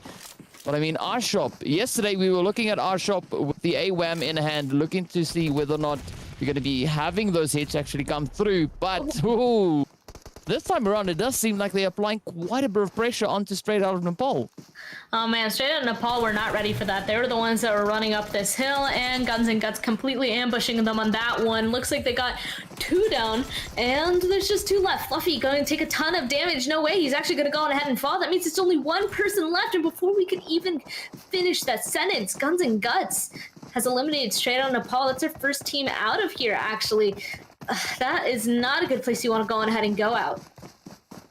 Yeah, definitely quite the challenging position to be sent out in. But of course now, I mean, this is no surprise to see this really come in from Guns and Guts, as we did see that chicken dinner come from them yesterday, but that was over on towards Erangel. And things weren't looking exactly the same over on towards Sanok, but already a good improvement, a good way to kick off this match. And wow, N1Z just finding out where not to park the vehicle, as we can see Tainin now just having a little bit of a crash landing, but still continuing to push on towards the northern side here of Painan. Of course, the players there from Hometown on the opposite end. I'm curious to see where they are going to be heading up towards. Yeah, I mean, it looks like they're definitely going to go on ahead and kind of take that area. This spot is great because you can get to any of the islands that you could potentially need to. So it looks like that's where they're going to set up kind of for now, waiting for this first zone to actually close. And right when it does that, then they can go on ahead and focus on continuing to move. And here we go. The zone is about to pop. It looks like it's actually basically going to center, but it's definitely going to choose that main Sandhawk land over on the eastern side where these next couple of zones are going to go to. That means, honestly, the team that it has boot camp, the team right below them as well, kind of sitting pretty. Yeah, they are going to be sitting pretty for a little while longer. Meanwhile, we do see the players there from Team Unknown as well as Snack Attack caught up in pretty close proximity over towards that southern side as they now continue to make their way up in towards the zone itself. Also, H2A Thirst are coming in from that western side right alongside N1Z. But here we go now. Maybe Unknown could find these angles towards Snack Attack Monday and Forever Yeet, of course, just up ahead. Well, could this be the play now for Tarin to make? Gotta wait and see. I mean, right now hasn't been spotted just yet. I mean, this blue zone definitely... You don't want to stay in this for too long. I mean, it is zone 2, so it's not going to chunk your health super low and very quickly, but after a while, being in here obviously is just detrimental to all of your resources. You're just going to be burning meds. You can see that he has 15 bandage and 4 first aid kits. You don't want to stay on the blue for too long because the next zone will pop. You might not have enough meds. It's not an okay situation, but they're clearly just waiting to make sure that they get in front of them so that they kind of get left alone.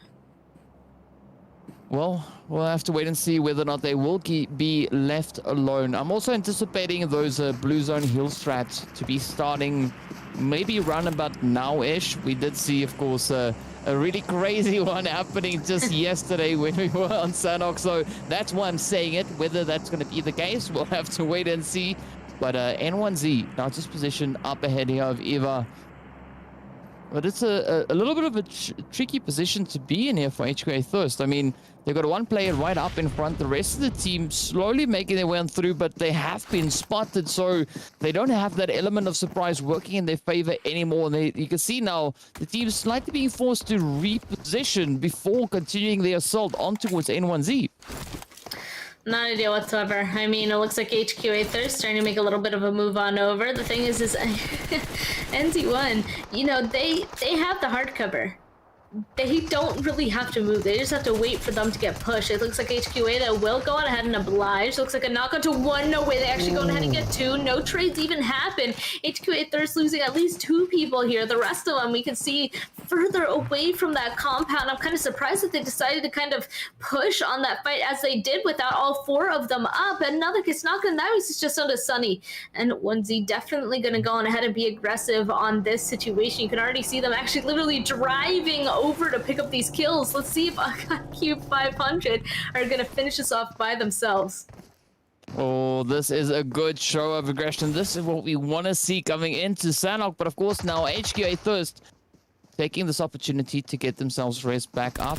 So him to deploy a bit of those meds, but up comes N1Z, just dialing up the aggression. They are hungry for those points, and with that, Sunny gets taken down. Up comes the Molly, and with that, HQA Thirst gets eliminated in 14th place. That is not where you want to go out, but, well, they tried something, it didn't work, but beautiful defensive play coming in there from N1Z. Definitely. I mean, the worst thing, though, is now there's only 2 of them left. That is not an ideal situation, especially only on Zone 2. So we're going to have to see if they're going to be able to perform for the rest of this match. This next zone going to go on ahead and actually pop. Once again, kind of showing us where later on all these teams will have to go ahead and make a rotation into. Kind of curious that Unknown Esports all the way down the southern side are still actually riding in blue. They're really being passive. This next zone kind of forcing the next fights to actually occur as it centers around boot camp once again. This one definitely doesn't have enough space for all of these teams to be playing along the edges. So we're going to start seeing some people run into each other, especially on that southern and northern side. Well, we do see Peaceful there from Nakam of Unknown. holding off over in the distance. So that could mean a blue heal strat is about to potentially start as a little bit of looting is happening out there. But meanwhile, the rest of the teams are going to be moving further and further forward. I mean, looking at where we had that zone shift into, the players there from Guns and Guts find themselves in a very ideal position up on the high ground, smack dab center zone nearly. And now it's going to come down to the remaining teams to see whether or not they can actually move in, find themselves in the ideal position. But of course, PU Generation Z, yesterday they ended up finishing in 9th place. So far for today, they're currently sitting up in that 8th place. So could this be another potential play for them? Of course, we'll have to wait and see. But Snack Attack, would you see them up ahead? Ooh, IQ 500 now being our kill leader, sitting on a grand total of 2 kills confirmed so far. But the blue zone is going to start moving up in the next few moments. That 3rd phase is going to come to an end. And once we hit that 4th phase, man, this is where it's going to get pretty challenging for a lot of these teams. I mean, definitely. First of all, 4th zone, that's really where you can't be outside in the blue without first aid kits. That's where that healing strat kind of comes into play. Additionally, I already talked about it, teams are going to start running directly on top of each other. Looks like Hometown, at least one of the members, is going to completely book it away from this altercation about to take with N1Z. Jot, no way, taking a ton of damage. Good amount gets taken down. More nades kind of falling into place. Hometown, honestly, if they were hoping to hold the top of this mountain, they needed to full-on commit to it. Jot, unfortunately, going down. The rest of his teammates aren't there to actually hold the top of this mountain. That's where they needed to have holded. That's their prioritized space to make sure the N1Z wouldn't have gotten there, but it's too late already. Yeah, N1Z just showing the aggression as they push on in, looking to take control of the top of the hill. But of course, with that, they do find the confirm on towards Jot, and one shot now being put in a little bit of a trying position. Jag and the rest of the team also a fairly exposed play here. They do have another team moving in from that southern side. That, of course, is the players from Snack Attack. So if Hometown is not careful, this could be the play in which we could potentially maybe see them get sent away into the lobby. But it does seem like Snack Attack is rotating up towards N1Z instead.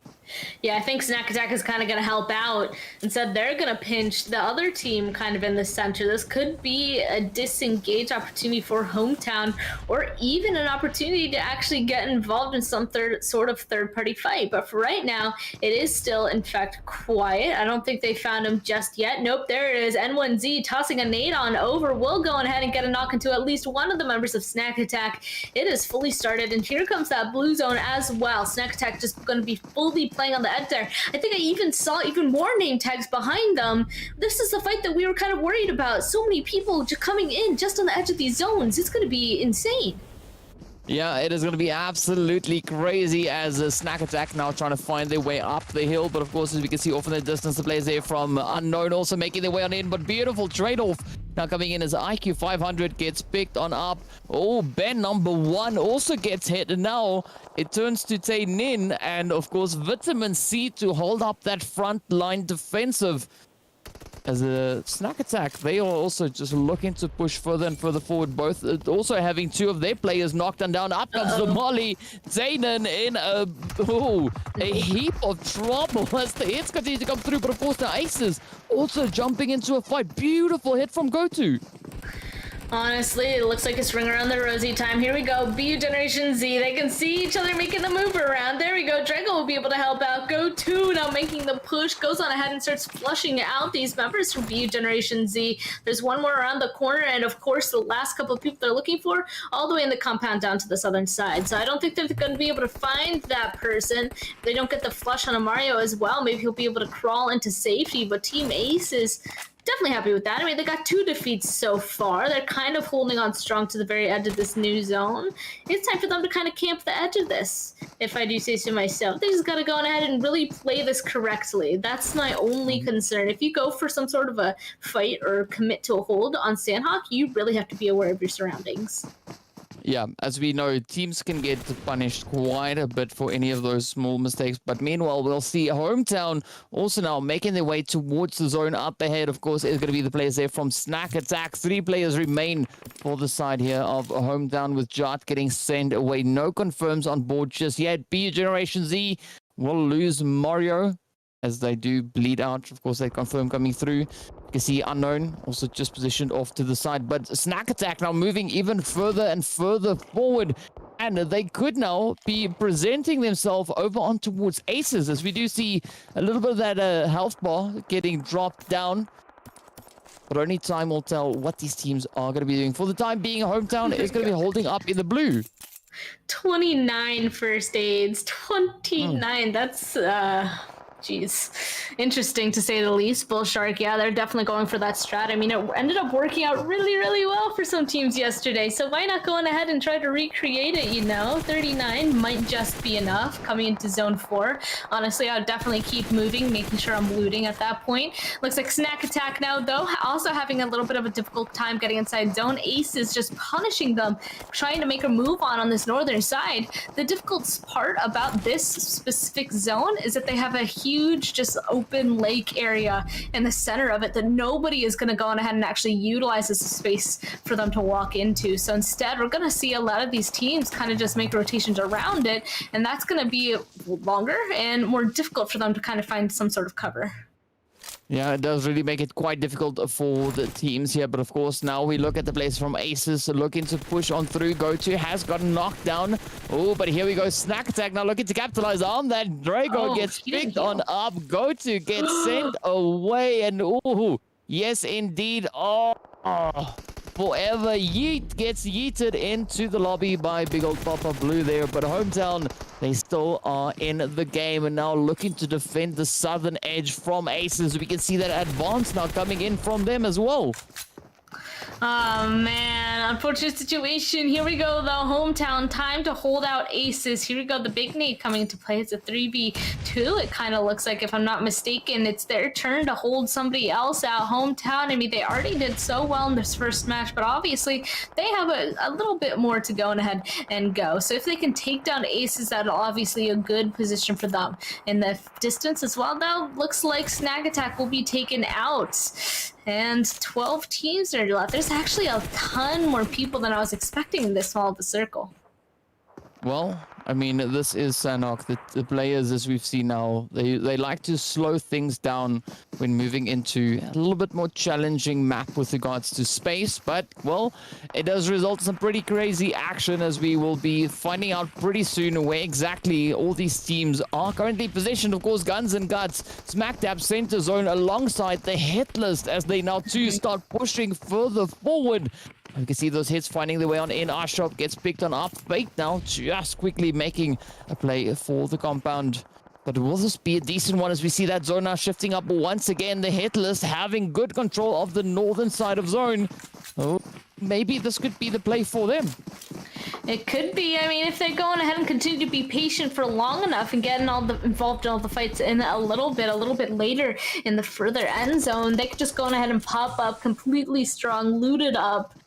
And we will just have to wait and see if that comes true. Even more people, Imperial X Esports, trying to make a move around onto these little buildings here. The hit list, they're not peeking anything. They are very content just hiding out in their buildings, just waiting for all the nades and all the shots to kind of stop being thrown their way. Oh, but of course, Hometown up on the hill, trying to make a play onto Imperial, but Imperial getting caught up in the mollies there as the hitless defend their compound. Reaper now quickly trying to recover some health there. Sam still blazing away, but does manage to escape the flames for the time being. Of course, Imperial X now trying to just huddle down. Not quite sure of this position for Reaper, as he is pretty exposed, as the remainder of the players there from Hometown are still positioned up on that hilltop. But here we go. A beautiful trade-off coming through now as Sam gets the hit. Peaceful. Still going to be healing it out. But here we go now. The hitless trying to hold on to the compound as the Imperial X comes rushing in. But it is not going to be enough. As it's now up to Trickster to hold on. Beautiful strafing. Does get a nice hit in once again. Imperial X now losing player after player. And with this, they could now be down to one. But up comes Guns and Guts to clear out the building.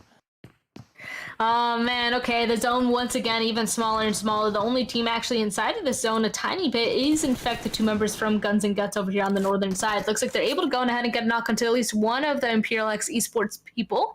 Reaper goes down, two more kind of hanging out by these rocks. The thing is once again, this zone very much out in the open. The only place that they can really play is if they kind of get inside the zone now, I'm not gonna lie, or going ahead and start sweeping the edge, otherwise it's so out in the open that if they put any wrong foot forward, somebody else from eons away is instantly gonna go ahead and punish you. Yeah, I mean, looking at Hometown, yes, they are not in zone, but they do have that potential position on the high ground there. We can see one shot still just holding up the rest of the team now. Jaggers, we can see already making that play, trying to get up in towards the zone. Guns and Guts just keeping a very watchful eye, but the blue zone is making its way on in. Not quite sure whether or not Imperial is going to get these reses through, and with that, Guns and Guts step on in to swipe them away. But now 6 teams remain. One shot gets hit. It is now down to Jagger to try and hold on for the remainder of Hometown. But again, already making it into top 6. So this could be some really good points rather for Hometown on board.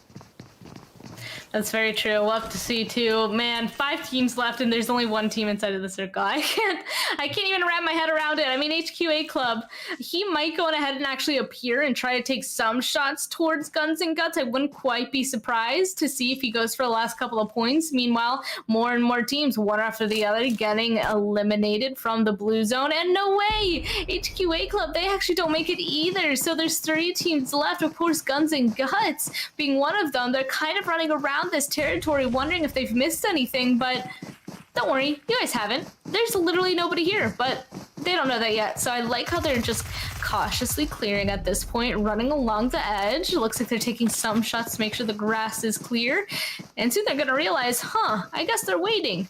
I guess we gotta wait now. I'm kind of hoping for a dance off or something while we wait. Yeah, they're just doing their due diligence, but of course now, yeah, this is the beauty of those heal strats. I mean, usually the team that is left within the circle itself is it's a little bit of an awkward situation. But of course now game changes, and N1Z, the 2 remaining teams left to try and out-heal that blue zone. Ooh, Vitamin C now getting those med kits popped on in, and this is going to be just a waiting game now, Span. Now we just need to wait and see who's going to be the team to reign supreme. I've got a feeling that it could maybe potentially be Guns and Guts, but we'll have to wait until it's confirmed. Yeah, time to just wait and see. Okay, wait.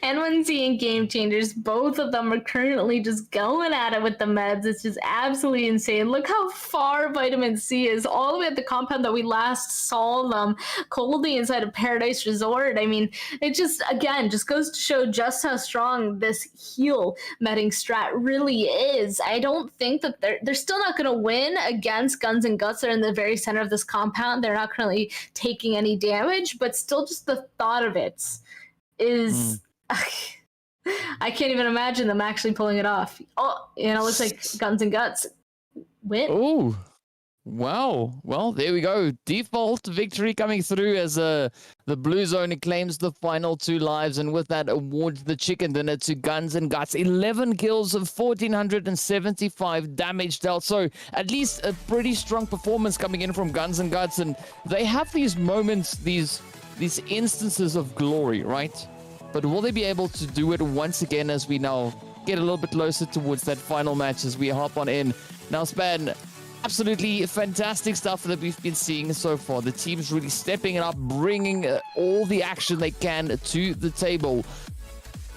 But I mean, at the end of the day, we still need to find out whether or not that has been enough to do, or to bring enough of a change, enough of a difference to that overall leaderboard. And speaking of that, we have to have a look at our current leaderboard to see where the teams are and how much they've done with regards to those points for just today. We'll just have to wait and see. Oh man, yeah, I've been... The Sandhawk games just always go on ahead and kind of throw me off with what I was expecting the map to go by, because again, all these teams ended up playing it a little bit differently. It does look like the leaderboards are ready, so I just kind of can't wait to see just how many points they were able to actually grab, because not only were they a lot more passive and waiting for any rotations for them to actually take, there was actually a lot of moments where there were a lot of teams right next to each other, so that there were a ton of opportunities for third parties, but I'm not necessarily sure all of them that could have happened did.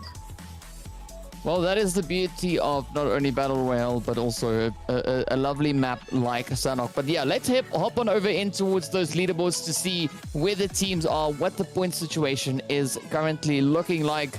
And we should be heading straight up in it towards that. I'm expecting a fairly decent amount of points, though, coming in for the players there from Guts and Guns.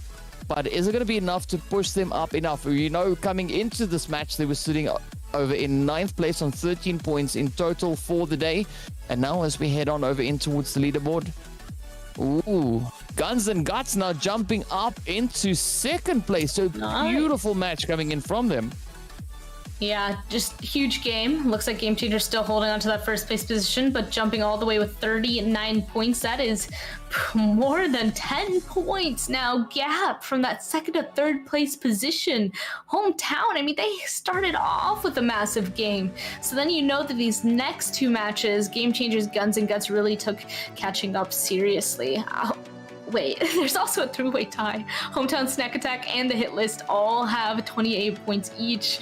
And don't get me wrong, 28 to 39, that still is definitely a jumpable position for these teams. It is a tiny bit harder, but those teams from the top definitely did their work so far.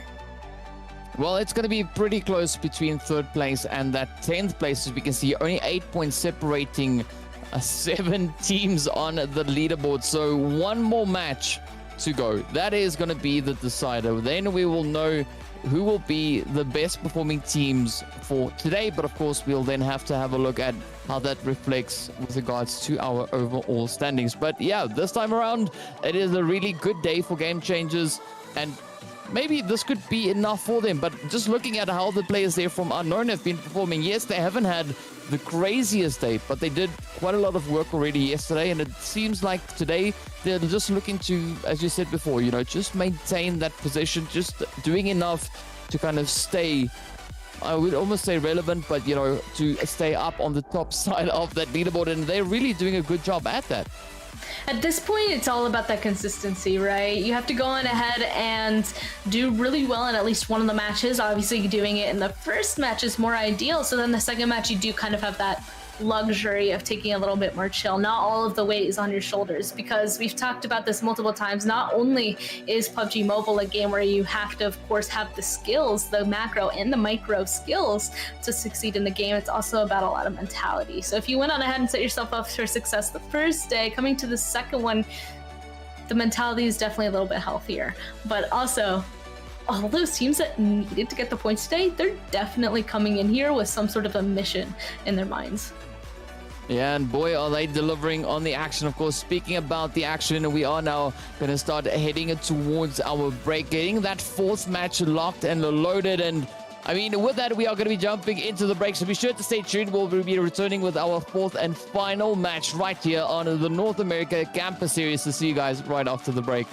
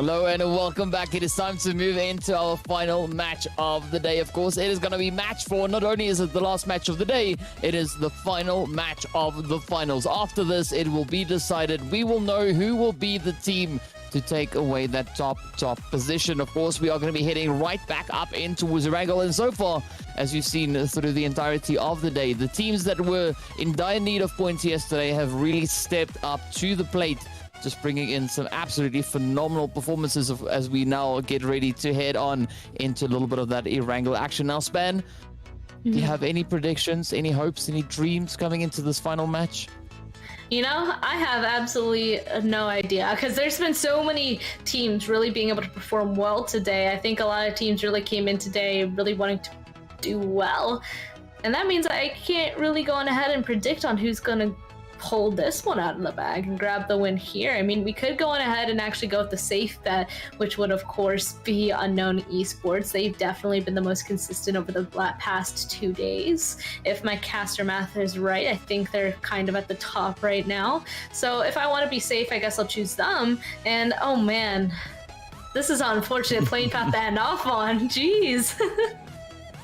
Well, yeah, this is definitely an interesting start, if we could put it quite mildly. Of course, we have to wait and see where that zone is going to be popping up as well. But this is going to be a very, very important match, I think, especially for not only Unknown Esports, but also for the hit list, as well as the players from Game Changer, as well as HQA Club. I think, if we go on the caster math here, that those could potentially be our top 4 teams at the moment, and I think there's only a few points separating those 4 teams currently, so we have to wait and see what performances they're able to bring on through in this final match. And I think it's going to be pretty exciting, as we do have a very standard zone starting things off here, but we do have a little bit of that hot drop action over in towards Sosnovka. Oh, wow.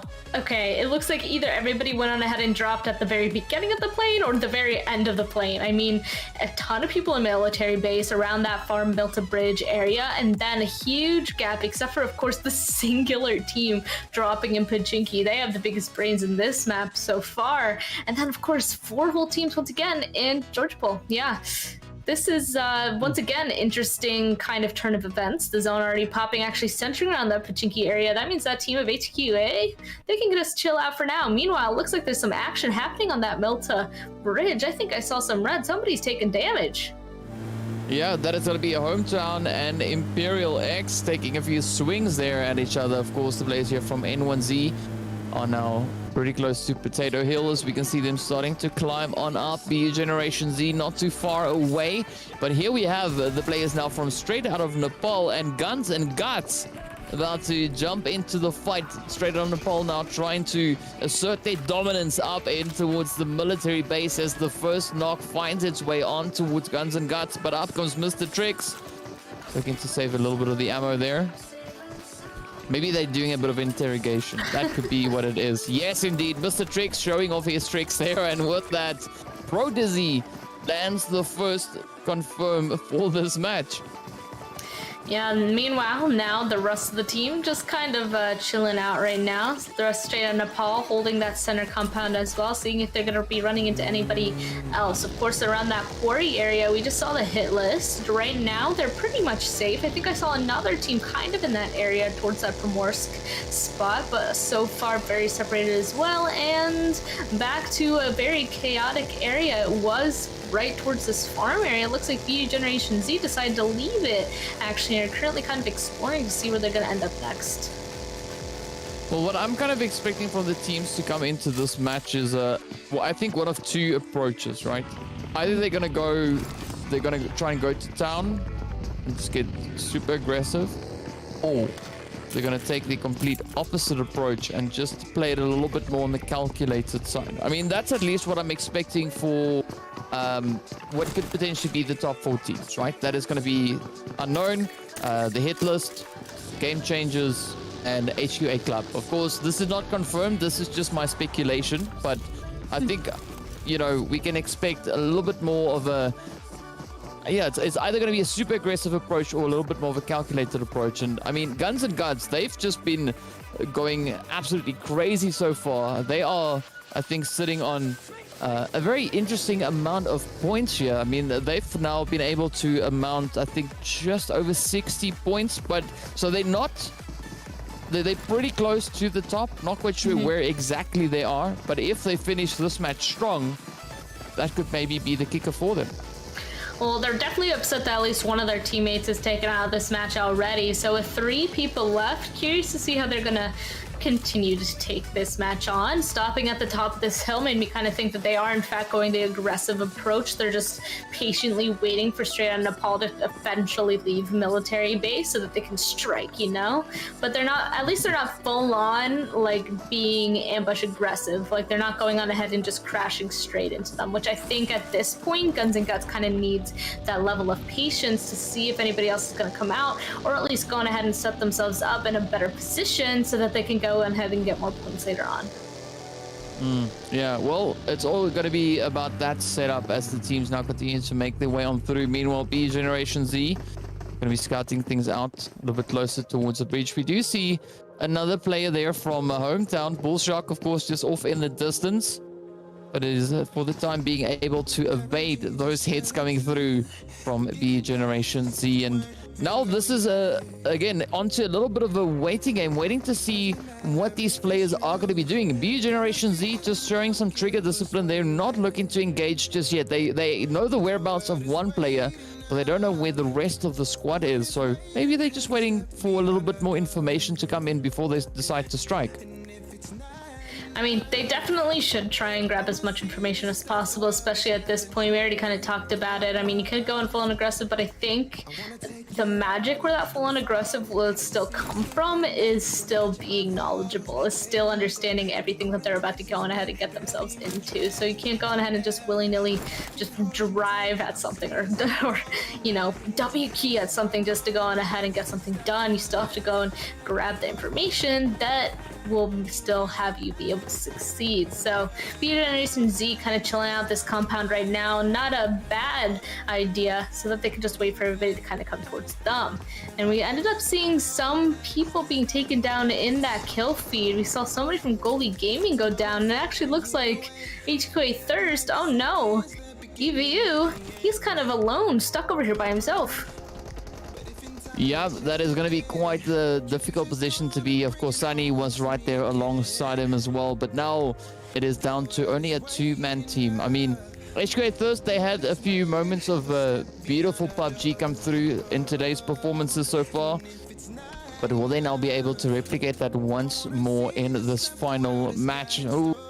Zolder now trying to make that rotation around, and I think at the current time, looking at where the teams currently are with regards to those points, I mean, Goalie Gaming and HQA Thirst, this is not going to be too much of an important engagement for them. Both teams can of course afford to disengage and rotate elsewhere, and if they get sent away, it's kind of okay, I think.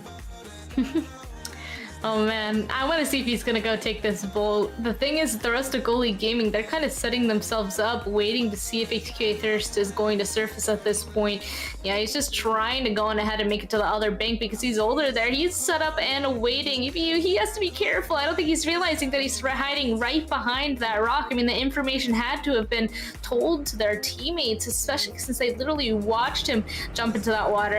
Yeah, I think you finally kind of realizing that nowhere is safe, going back to the bridge. That's usually the safest place you can be, is just hiding out right there, or or just popping up and getting smacked a tiny bit, you know. Goalie Gaming at this point is kind of just like playing whack-a-mole. Right when he pops up, gonna go on ahead and do some damage. Yeah, but this is a good approach coming in from Goalie Gaming. I mean, they do have Zolder holding up behind that rock, but Leo and Zeus now just shifting up, getting right up close and personal, waiting for that moment as the team, just the Goalie Gaming, just descends upon poor old HQA Thirst. And yeah, Eva is going to find themselves in a little bit of a predicament. It's going to be a 1v4. We see AIM off in the distance, but I'm not quite sure. Yeah, I'm not quite sure if AIM's going to be able to do anything here. This could be Yeah, that is it. That is the end, as HQA Thirst is now reduced down to only one remaining player. Yeah, I was like, I think they're definitely just taking themselves out at this point, which is actually smart. I am actually glad we kind of caught that, because at this point, since this is the very last match, instead of just being like, oh, I'm dead, I'll just, surface and let them get me, they're going to go on ahead and take the L and just drown themselves and make sure that point, that elimination point, doesn't go to the enemy. I think that was a really smart decision on their part. I mean, there's smart ways to go on ahead and just deny the point. So that's what we were just able to witness there. Goalie Gaming, not knowing where that last member is now going on ahead and taking their chance to move. And whoa, what did we just get sent into? Holy smokes, HQA Club just sending it straight on into N1Z. Sup Pig, Quang, they unfortunately both go down, and N1Z, it looks like they're now kind of on the hunt to see if they can catch anybody else.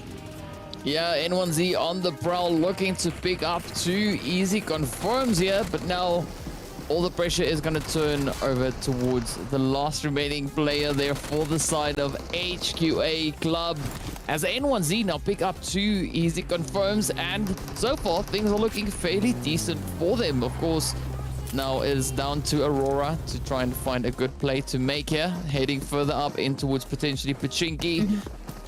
But N1Z, I mean, this is a good start. Now they just need to try and build on that momentum and, see how many more points they can find through the remainder of this match.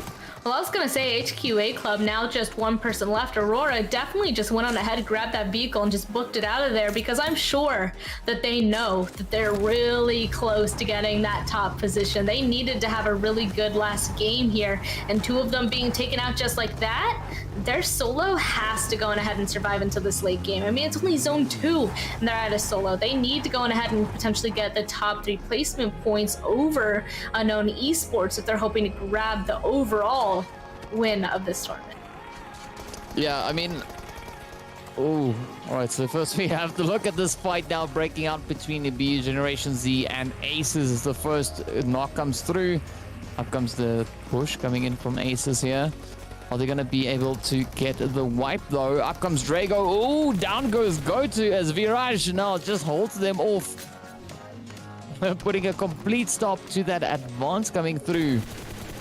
A good defensive play coming in here, but of course now, they're not going to be able to get away with that one all too easily, as BU Generation Z is going to be looking to defend their possession, holding on to all 4 remaining players. And now it's just going to come down to those positional angles. There's a beautiful nade from Drago, gets sent up top, picking up 2 knocks. Of course, a beautiful one getting sent in exchange.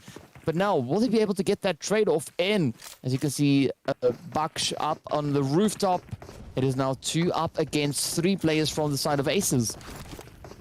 Drago, he knows that the push right now would be advantageous. That's why he's trying to get closer. There we go, potentially sending another nade. Gotta go on ahead and send it in perfectly.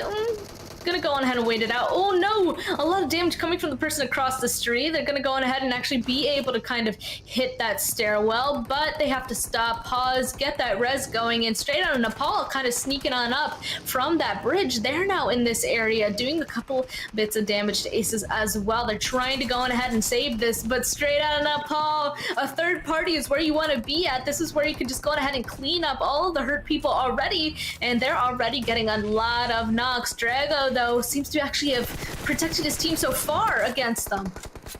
Oh, yes, it is going to be absolute chaos spread out through this map as we see Snack Attack now attacking the players here from V4, and that's right there alongside them.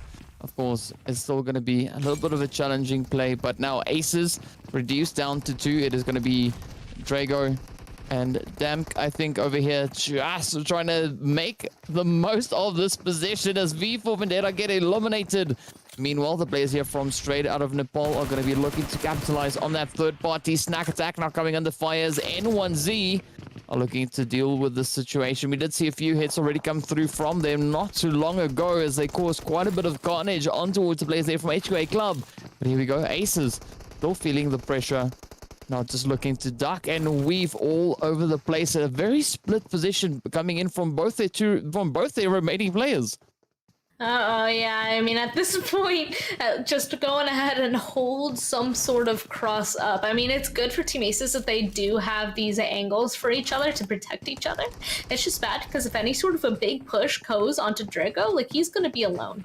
And those angles are not going to be good. Oh, no. It actually looks like they kind of left Drago alone. They're now just starting the push onto his teammate there. So Drago, he's going to try and actually have something happen. Here we go. Starting to go for the push to see if he can get involved before this res comes through. It looks like he will pull off the res, able to do a ton of damage to each other, but no way, he doesn't actually go ahead and get the knock. His teammate's still struggling across the street as well. At least he's able to grab that flush before this completely ends, but he needs to finish this off so that he can help out his teammate.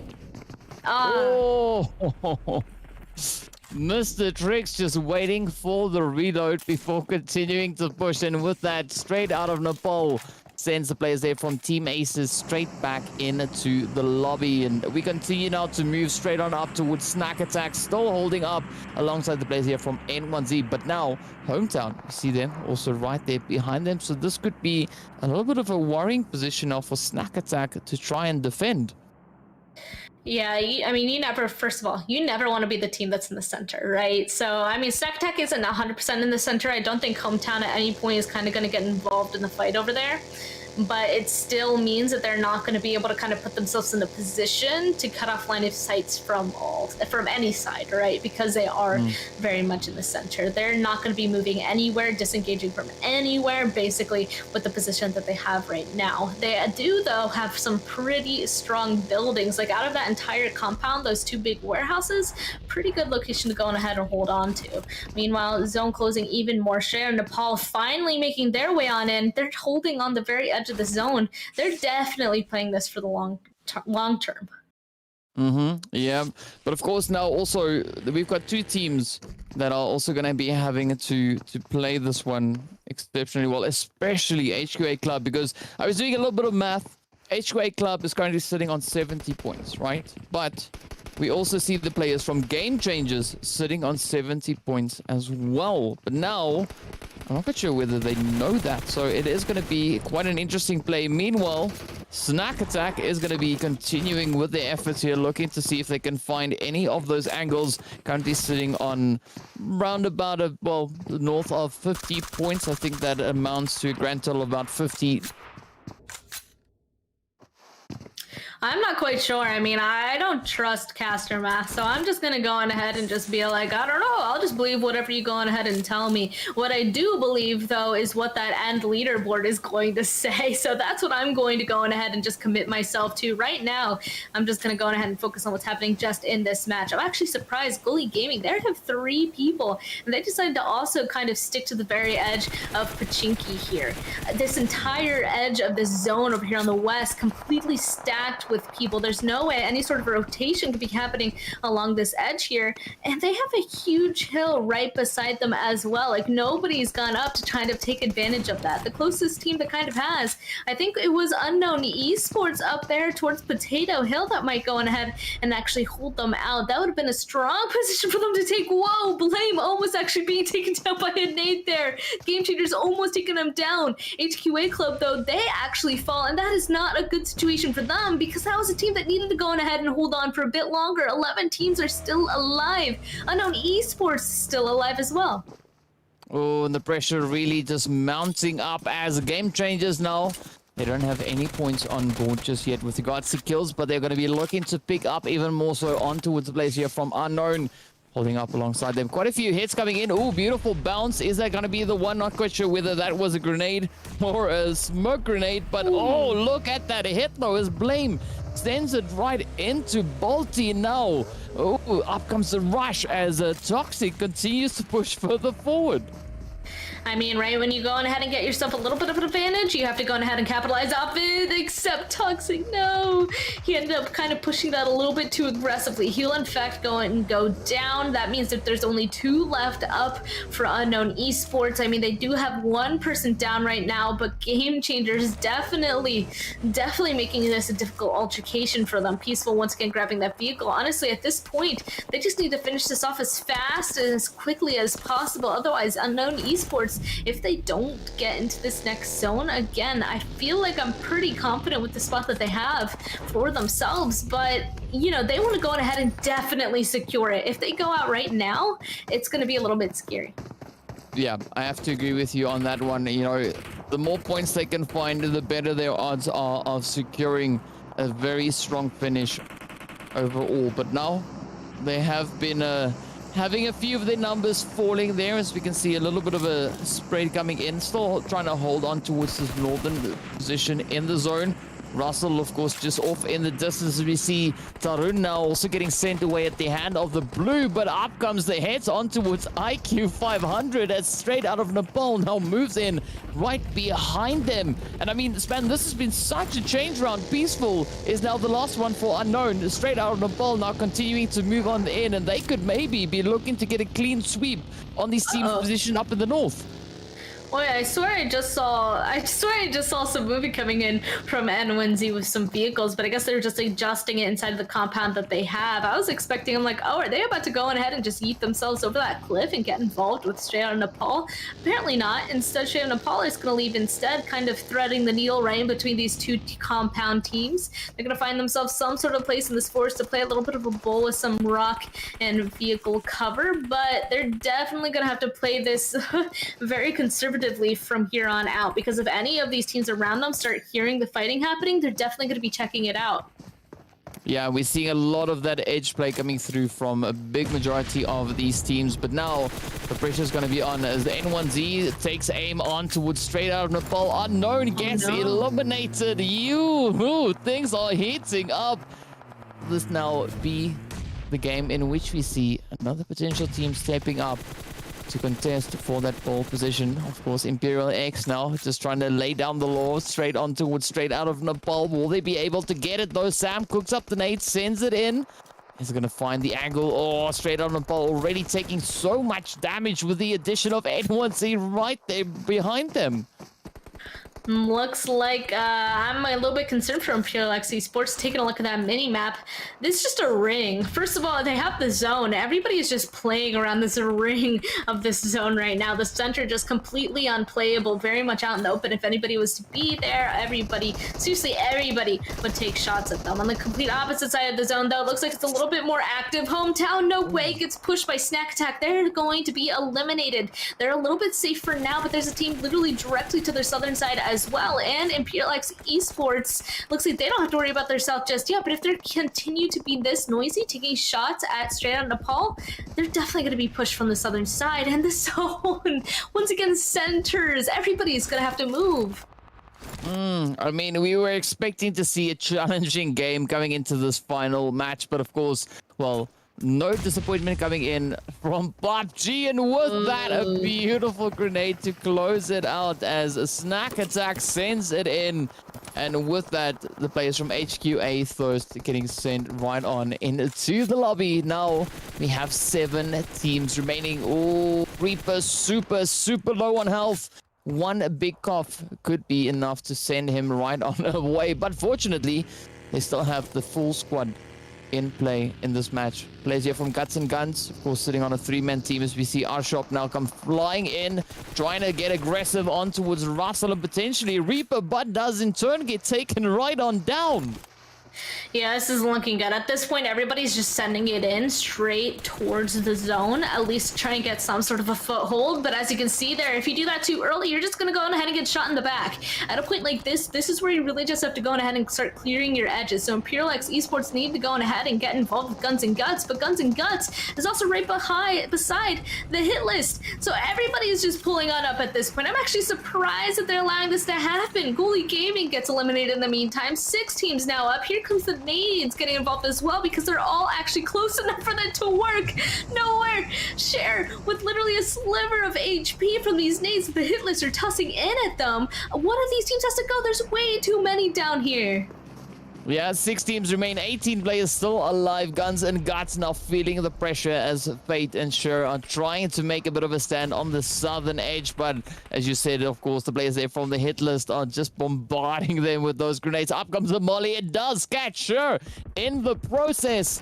Oh, Does quite a bit of damage onto that health bar. Fate also now taking a few hits. There's N1Z move forward, but with that Imperial X, look to step on in and just stop that plate right then and there. But here we go. Oh, the hits come through. Cher gets taken down, but with that, of course, Mustawa as well. Oh, the hits continue to fly. The numbers are now starting to drop like flies. We are down to 14 players. Still, 16 remain. But we've got 3 teams with stragglers and 3 teams with strong numbers left.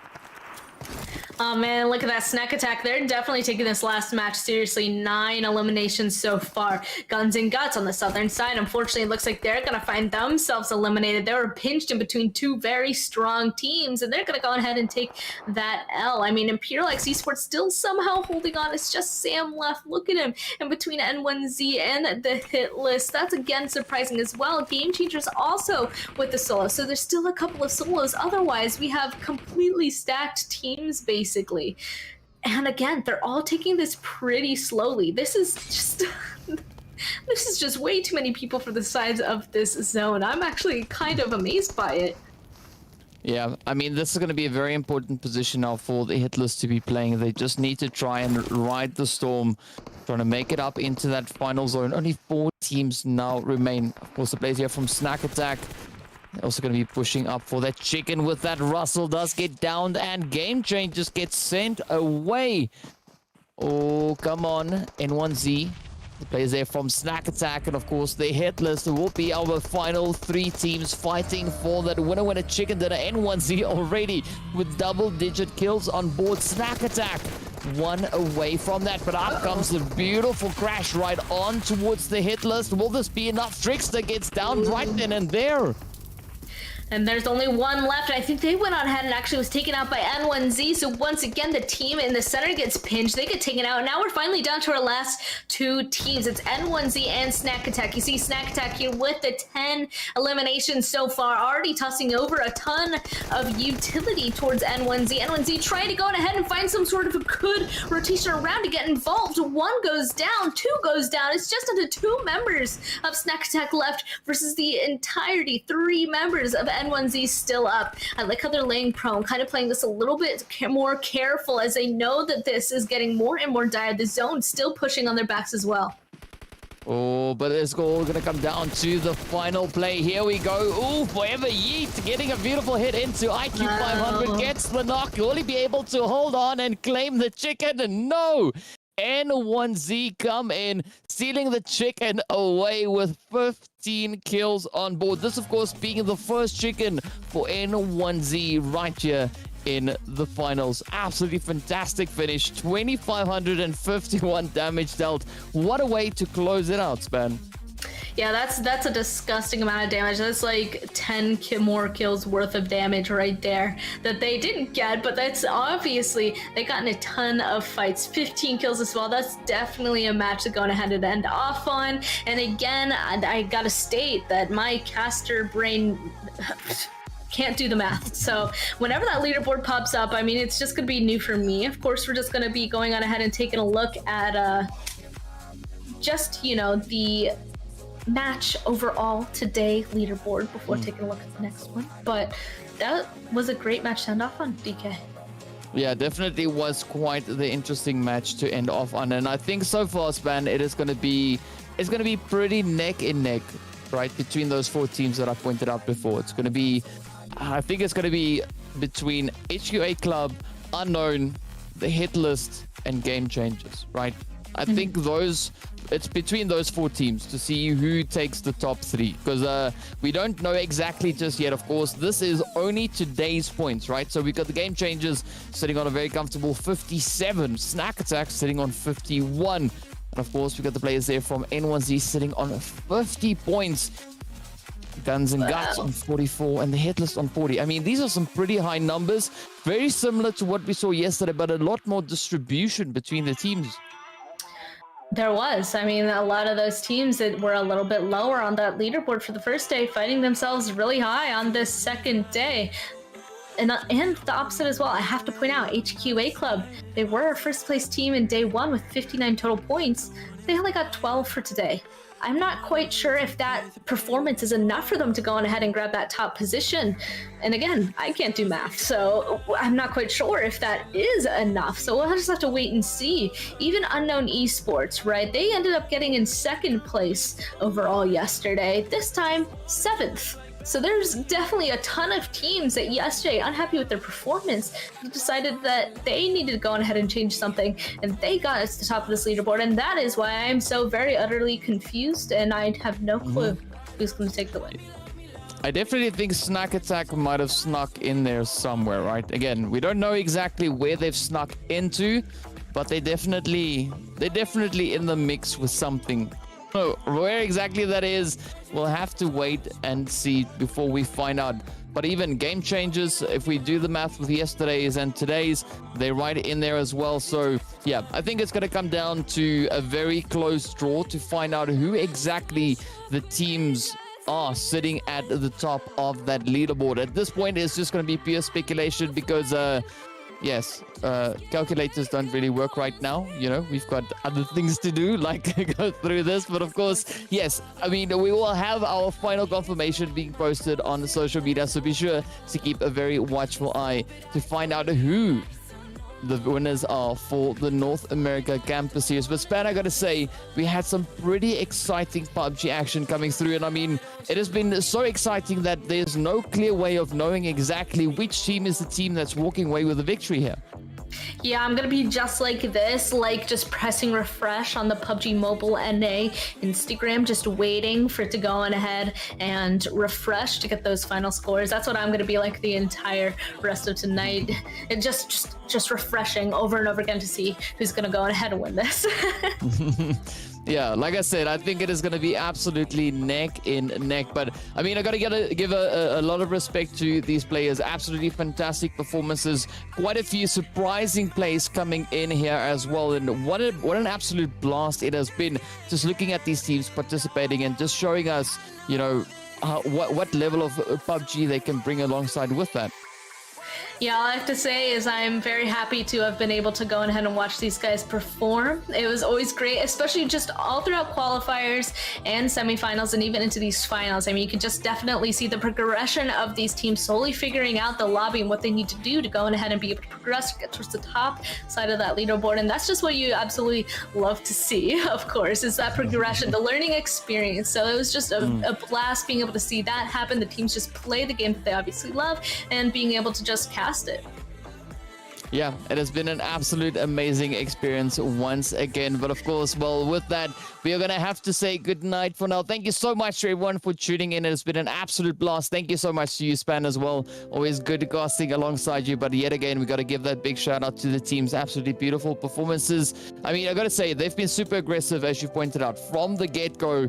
It has always been quite exciting to see who's going to be the team to reign supreme. Still, we don't know. We'll have to wait and see. So be sure to keep your eyes glued to the social media to find out exactly who our winners are. But for now, thank you so much once again for tuning in. I hope you all have a fantastic rest of your evening, and I hope to see you guys back again soon.